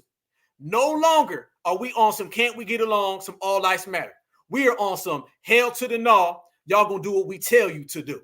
And when foundational Black Americans tell people that we are the leaders, we are the lineage, we are the superiors, then everybody else got to follow suit, and they cannot stand it. So we got the power to get rid of all of that, y'all. All of it, yes, we do. It don't stop. Y'all know, man, I put everything in excellence, everything in excellence. So right here, family, as the IOM's largest bilateral donor, the United States strongly supports Ms. Pope's vision and looks forward to working with her to implement the critical reforms necessary to create a more efficient, exclusive IOM. Family, family, family. It tells you right there, the United States is the largest bilateral donor of this organization. You seen a minute ago that the United States took a leadership in all of the little debates they were having. And now they put an American who worked for Joe Biden in the front seat of all of this. So it goes to show you one more time, y'all, that America has to lead on all of this. And if that's the case, then you know Joe Biden is responsible for everything that we just said. Check this out. This is what Joe Biden ended up saying about this Amy Pope. Check this, y'all. This is his words, not ours, y'all. Here we go. Statement from President Joe Biden on the IOM Director General candidacy of Amy Pope. Check this out. Amy Pope is an innovative, strategic leader with impeccable qualifications, and I strongly support her candidacy to serve as the next Director General of the International Organization for Migrants, the IOM. As we grapple with record levels of displacement worldwide, the IOM needs a forward-looking leader who will position the organization to address challenges we face. I have worked firsthand with Amy over her 20-year career in migration and disaster relief. One more time. I have worked firsthand with Amy over her 20-year career in migration and disaster relief. Amy has the necessary experience effectively to mobilize the IOM and its members to respond to rising migration challenges, including the impacts of changing climates with the initiative and inclusive solutions. She is the right person for the job. I ask IOM member states to join the United States in voting for Amy Pope at the upcoming IOM elections in Geneva, Switzerland. That right there is Joe Biden condoning, supporting, throwing all of his work behind the lady that he put in charge of immigration. So Joe Biden and Kamala Harris, the United States government, not only with all of the corporations that they work with, not with all the coordination that they go for, but specifically by the people that they have put in place. They are the ones who are responsible for this migration crisis, and don't let anybody tell you anything other than that. Right there was in the middle. That right there was a red herring telling you that they are responsible for everything that is going on. So anytime they get on television and they start talking about, well, we don't know and we can't figure it out, that tells you right then and there. Behind the scenes, y'all, there's been a whole lot of work going on. Behind the scenes, family, we've been seeing clearly by this episode and all the receipts that we have placed on the table that the Joe Biden administration have been working all the way up to the highest levels of the UN to put in one of their own figureheads, one of their own advocates, one of their own puppets. So essentially, Joe Biden does not just have the power of what goes on with migrants inside of this country. Joe Biden also has all of the power when it comes to the United Nations now. So he can do as he chooses and he can do as he pleases to bring in migrants left and right, unchecked, undocumented. So when Chuck Schumer says that he wants 11 million more, now they have the opportunity to bring in 11 million more. And the reason why they have that is based solely on them putting in their own puppet at the UN. Nobody is shocked. Nobody is surprised.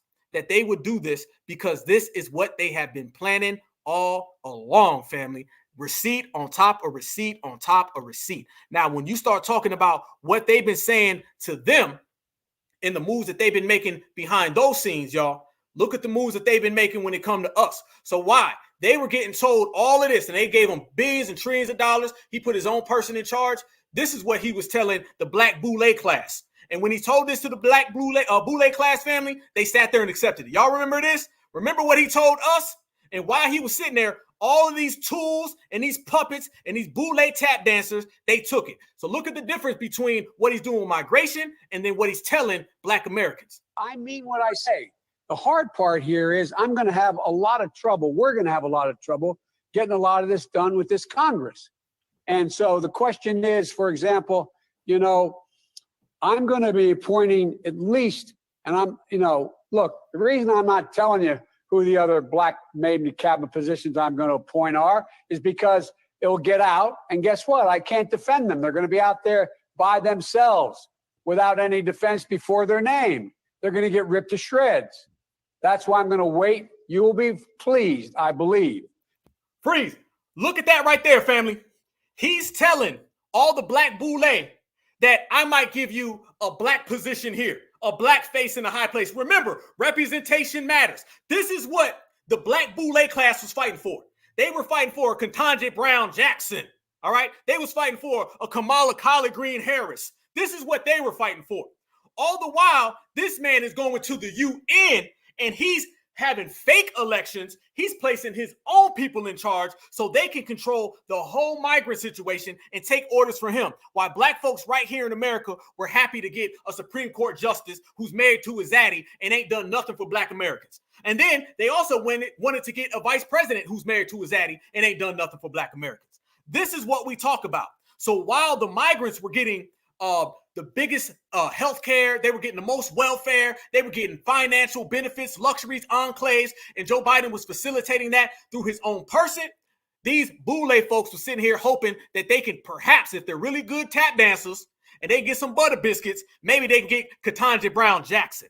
You will be pleased to see there'll be more African Americans in major positions within a cabinet in major spots and more Hispanics in major spots than ever in American history. That's going to happen. I promise you that. And the other thing is, for example, thus far, you know, for example, when we went ahead and we made sure that, you know, I have as, the Secretary of Treasury, Janet Yellen, but at number 2 is Wally Adeyemo, an African American, who is the number 2 guy with real authority at that department. Look underneath just what we're doing in addition to the people we've already named. You're going to see people. Look, and, you know, Cecilia Rouse, Cece, she is a significant player. That's a serious position. But it's like when I name it, well, I don't know if that counts. I'm not so sure. Well, if it doesn't count for y'all, well, the hell with y'all. But because it's real. It's real. One more time. Wally Adeyemo, an African American, who is the number 2 guy with real authority at that department. Look underneath just what we're doing in addition to the people we've already named. You're going to see people. Look, and, you know, Cecilia Rouse, Cece, she is a significant player. That's a serious position. But it's like when I named it, well, I don't know if that counts. I'm not so sure. Well, if it doesn't count for y'all, well, the hell with y'all. But because it's real. It's real. I mean what I say. The hard part here is I'm going to have a lot. That right there, family. That is exactly what they got in return. Ketanji Brown Jackson and to hell with y'all. That's what they gave me. To Ketanji Brown Jackson and to hell with y'all. And then they try to come back and tell us how it was some type of victory, how it worked out so well, how everything is so good. This is what we talk about when we talk about these people, y'all. These folks will set us up time and time again, and they don't give a damn. Not at all, never have. So that's the difference between what we are demanding out here in these streets and what they've been out here really chasing in these streets. A bunch of butter biscuits. And they will continue to chase the butter biscuits because that's all they know. Al Sharpton just a few weeks ago was out in New York City trying to act like he did something major, trying to make it look like he got something accomplished with that BS nonsense reparation study. This is what we say when we say these people are tap dancing, why our communities are being flooded, why these people are running around trying to tell us that it's a black issue and we all need to get along and we all need to work together. This is why we are taking the stance of pulling back. This is why we're taking the stance of falling back. And this is why we are not going for the same games. All of this stuff that they're pushing, family, they're going to have a hard time getting it off. I'm going to say that right now, fam. The reason why this era is completely different, because we can sit here, we can put receipt after receipt after receipt on the table, but at the end of the day, none of that stuff is coming easy. That's why you see migrants trying to flee back home. We got fleers fleeing back home. Yes, we do. We got tethers trying to tether back home. Yes, we do. This would have all worked a couple years ago. Can you imagine all of this during the Obama administration? Can y'all imagine that? This is going down in the lineage first certified era. This is going down in the reparations era. Nobody can get any of that off on us. And that's all because we are on code. If we weren't on code right now, family, there'd be trouble. But we on code and there's trouble. Oh yeah, it's a whole lot of trouble. It's just for them, not for us. This right here, fam, is the IOM. This is their website. I want y'all to check this out, y'all. This is what we talk about. Making migration work for all. This is the one where the lady Amy Pope is in position. Established in 1951, the International Organization for Migration is leading the intergovernmental organization. Anytime you hear intergovernmental, you mean global supremacy. All right. So when they say leading the intergovernmental organization, they mean the global supremacy effort.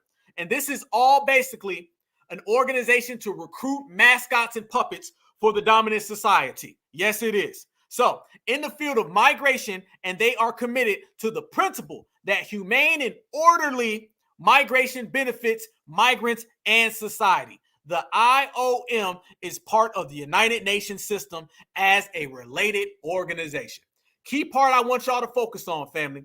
When they say they are a part of the UN, remember that the UN is working for the United States of America, all right? And it all goes hand in hand. So not only have we confirmed that the UN is working for the United States of America, we have also confirmed that the main person that is the one on front of all of this, Amy Pope, she is the one who's working for Joe Biden. So the IOM works for the United Nations. The United Nations lead advisor works for Joe Biden. And Joe Biden told us all we ain't black. And he said this is a nation of immigrants and we need to do every single thing we can to support them. That's the lady right there. That's the one they're going to be trying to hide. But that is the one that they have pushed forth.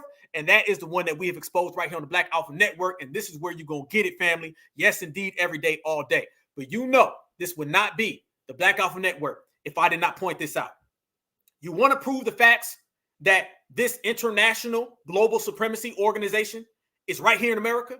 You want to prove the point that all of these people who are being dropped off in our communities, all of our timelines that are flooded with images of these migrant crises. We're seeing border agents cutting barbed wire. We've seen it.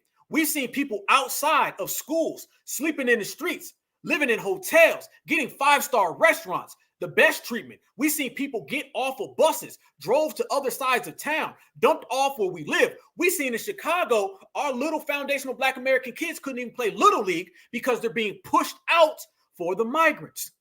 Now, if we've seen all of that, and this migrant crisis really got popping heavy since Joe Biden got elected. Remember, 5,000 people have came across this border since he was elected. They want to bring on another 11 million.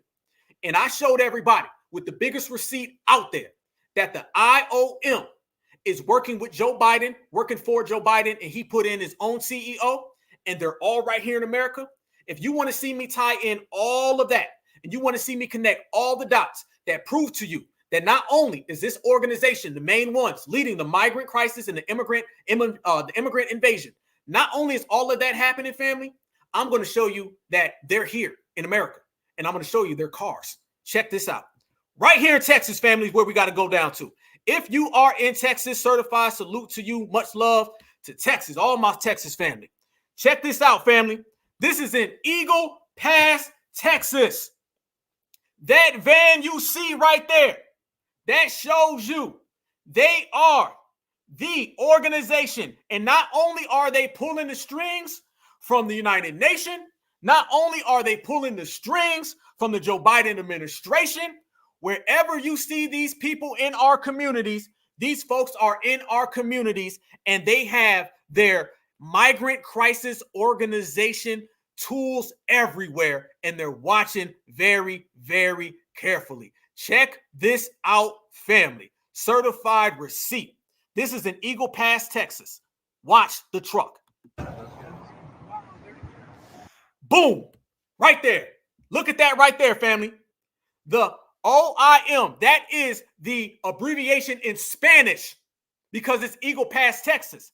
Remember when I showed you that tether on the plane? He had a bag that said IOM, and then he also had OIM. He had the one that said in Spanish. He had the one that was in English. It ain't no different that if you call into some type of agency, they'll say Spanish or English. If you go get a job, they'll say Spanish or English. Look at this right here. Migration.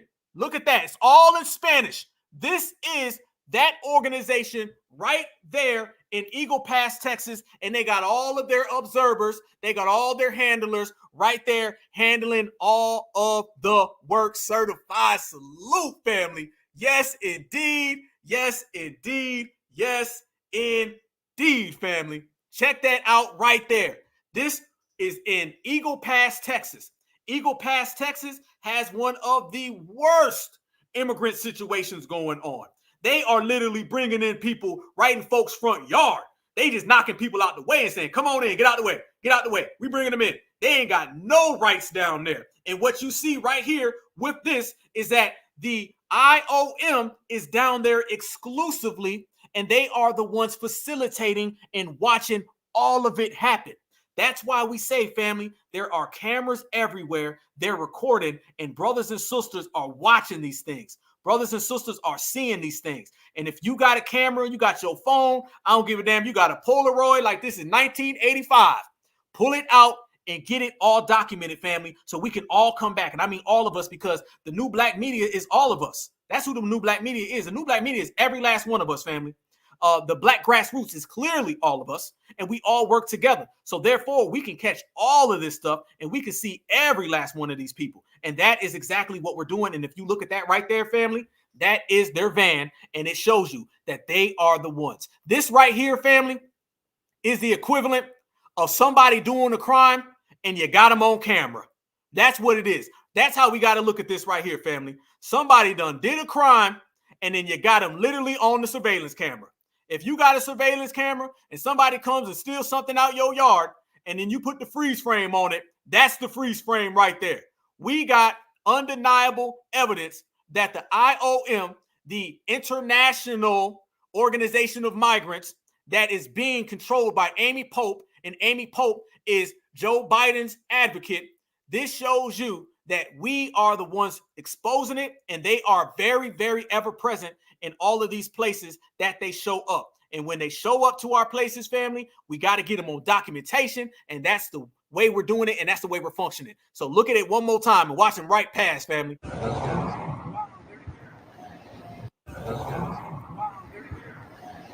Boom, even clear, even clear. That's it right there. And we got the receipts for days, family. There's nothing they can say. There's nothing they can do. That shows you that we are in charge, fam. And we can see it from a mile away. There's nothing that they can do to really stop that. That is undeniable evidence. Undeniable evidence. And you see clearly the hustle, the plan, and the plot, and the strategy to try to stop us from getting what we want. But they didn't expect this, y'all. They did not expect this. Let me say this clear, y'all. They did not expect us to do what we're doing right now, and they definitely did not expect for us to put down the names of every organization, every sister organization, every sideways cousin organization, neighbor organization. They did not expect us to literally pull out all these receipts and drop them on the table. But that's what we do. We pull out receipts and we drop them on the table. One more receipt for you guys right here. Just because. We pulling out receipts just because, family. We got 100 receipts, and we can pull out 100 more if we really want to. So you see that right there. And this right here, family, are all of the organizations right here who are helping the Miles for Migrants. As we talked about the Miles for Migrants, fam, that right there are all the organizations that are in bed with them. They have these people up. They have these people posted. You can see them if you're looking. And if you're looking, you'll see them clear as day, family. So this is why it is very, very essential for us to stay on code. It's very, very essential for us to let them know that, no, it is not a black issue. No, we are not the same. No, we are not sharing with you. And no, we are not falling for the hustles, the con games, or the scams, fam. That is not the way we get down, not in this era. You better hop your ass on a time machine and go on back to the Edmund Pettus Bridge, because that's about the only way you're going to find any type of love. What we say, if you're looking for sympathy, you better look up in the dictionary, because that's the only way you're going to find it. Check this out right here too, family. More of these vans popping up in these areas.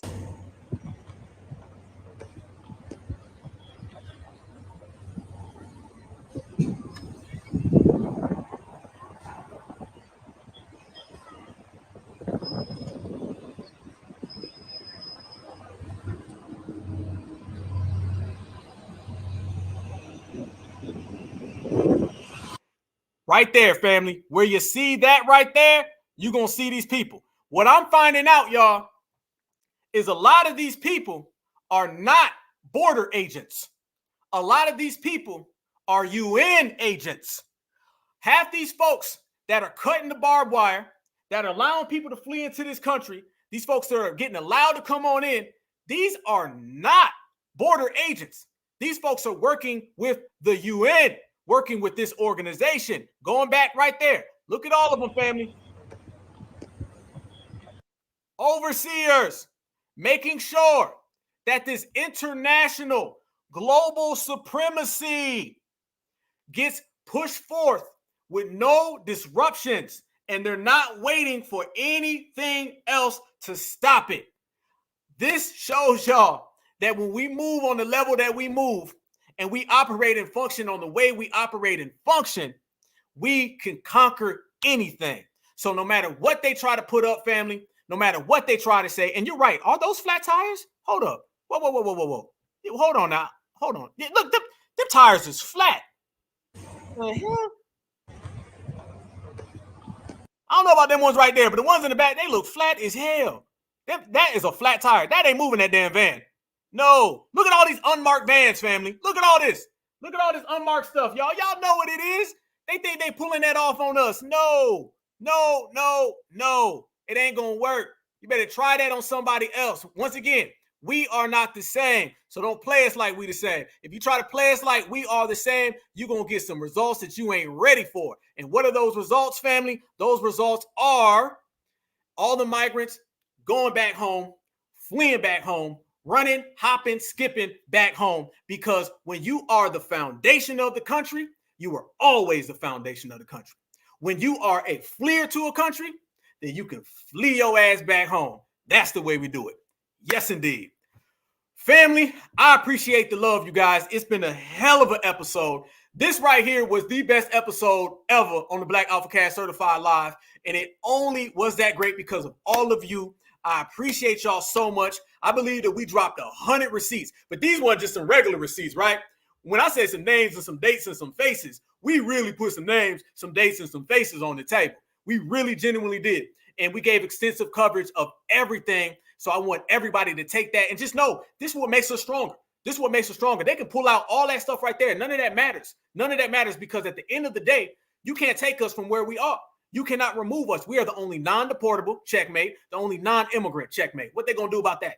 They ain't got no choices, family. They got to deal with it. And that's the most beautiful thing about everything, is that what we do, they got to deal with it. They can't shake us. They can't break us, can't erase us, can't replace us. Then what you got? Nothing. What we got? Everything. The world is ours. And it's apparent that the world is ours because we're talking about international organizations. We're talking about trillions of dollars. We're talking about every continent, every community. They all are trying to come here to stop foundational Black Americans. Let me tell you, if your lineage got the whole world up in arms, you got everybody teaming up, spending all their money, dollars, yens, pesos, they got goddamn bricks, they got all types of money. And they're all doing that just so they can try to stop us. What does that tell you about us? It tells you that we are unstoppable. The reason why we are unstoppable, family, is because certified foundational Black Americans are levels above everybody. They say there's levels to this, right? They tell us that there's levels to it. Well, if there's levels to this, family, then guess what? then we are the ones at the very top, and everybody else is just gonna have to stop. Everybody else gonna have to deal with it. I got one more thing I do want to show y'all before we roll. I got one more thing I want to show y'all because this is even better. This is even better, family. I hate to be that guy, but I gotta be because I am. You know, one thing about foundational Black Americans, y'all, we can break things down, but we can get pretty petty in the process, right? Right? Can we get petty? We done already sat here and dealt with all these people hating on us, all these people trying to come up with all these plots and scams. Let's get petty real quick. All right, I got a little petty real quick. I want to leave this on the table. This is probably somebody else from one of those organizations, right? Okay. Shout out. Hold on. Whoa. Let me pull this all the way up. Yes, indeed. Here we go. All right, fam. Check this out real quick before I let everybody roll, man. Check this out. This is what happens when you try to come up against foundational Black Americans. Typically, you end up fleeing back home. Did you see him fleeing back home, y'all? Did you see him running back home? Check out this video. Check out this video right here. Shout out to our sister, Angelica Lena. Salute to you, my sister. Check this out, y'all. Legal papers to stay in America? I don't have legal paper. Right. I don't have legal paper. I left Nigeria with frustration. I get to America, it's even worse. Look at my kids. Please, we need home. We need home. You need a home. Our children need to go to school. In Africa, those children, they don't want them to go to school. They want them to go for Arabic school. At the tender age, they'll give them to man. Do you think you'll be able to stay in Canada? I can work. I'm an African woman. If I see job, I will do it. I want to take care of my children. I want better life for children. This is not illegal port of entry. This is an illegal point. This is not a way to come in. Yes, we know. Okay. Does anybody have a valid visa currently for the United States, even if it expires soon? Yes. Are you aware that the very minute you cross this border, your status in the United States is nullified? Yes. Just because you come here doesn't mean you get to stay. Yes. And we believe in this. Yes. I will be living this. I will be. And so with Mr. Julio and Mr. Sanchez and Mr. Muhammad, all of them is going to send their asses back home because you can take every single $1 trillion organization. You can take the Democrats, the Republicans, global supremacy, every little miles from migrants. You can hop on planes. You can get on trains. Whatever you do will never match up to this lineage, heritage, and culture because we stand on the shoulders of our ancestors, and our ancestors are more exceptional than everybody else, and we live it, we breathe it. We ain't got to talk about it, family, because certified foundational Black Americans, we just show the action. That's how we are. I want all y'all to stay good. I want y'all to smash that like button. I appreciate the love. I appreciate it every day, all day. Certified Black Society, we are in the building, in the place, man. I cannot wait until this wrap up, family. We're going to get it live. Y'all make sure y'all tap all the way in. Subscribe, like, share, comment. Everybody in the chat, I see every last one of y'all. Appreciate the roll call. Certified salute. I wish I had 1 million of these certified salutes, family. I wish I did, but this is all about activism. It's all about activism. It's all about putting it in. This year has been a great year for the lineage. You feel me? It's been a great year. And me personally, I'll never forget this year, okay? This year, I covered a triple homicide, all right? I believe I was the first Black activist to ever be on the scene of a homicide when it happened. And mind you, family, when I was there in Jacksonville where this occurred, it just fell into my lap. It fell into my lap. And I believe that I was there in the right place at the right time, and I feel like the ancestors were there, and all of you were there. I'll never forget for the rest of my life. I'm telling you, I can live to be 1 billion years old, okay, which is 1 year older than Joe Biden, all right?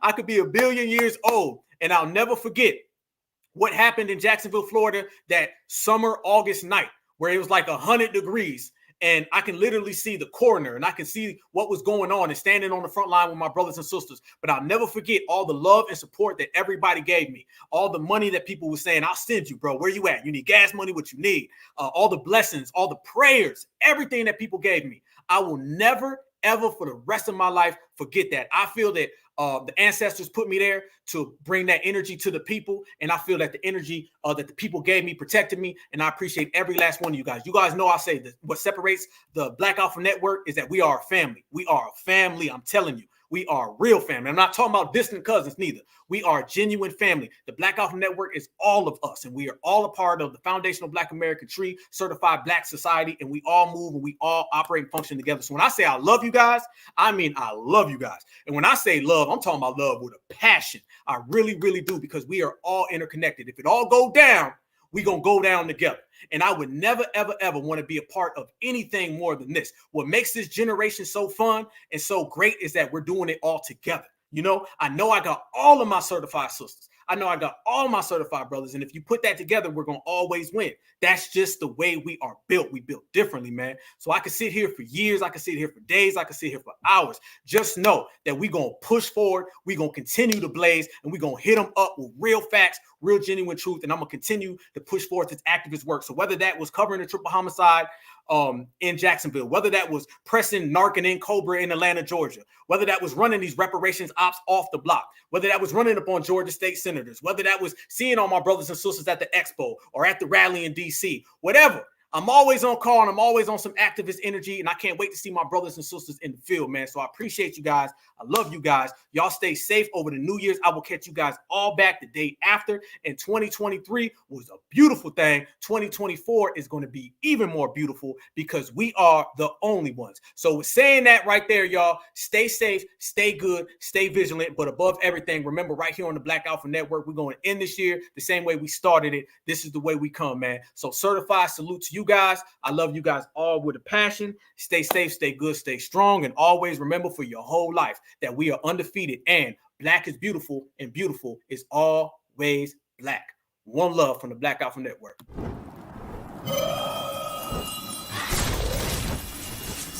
Black Alpha Network. Home of Black excellence. Power to the people.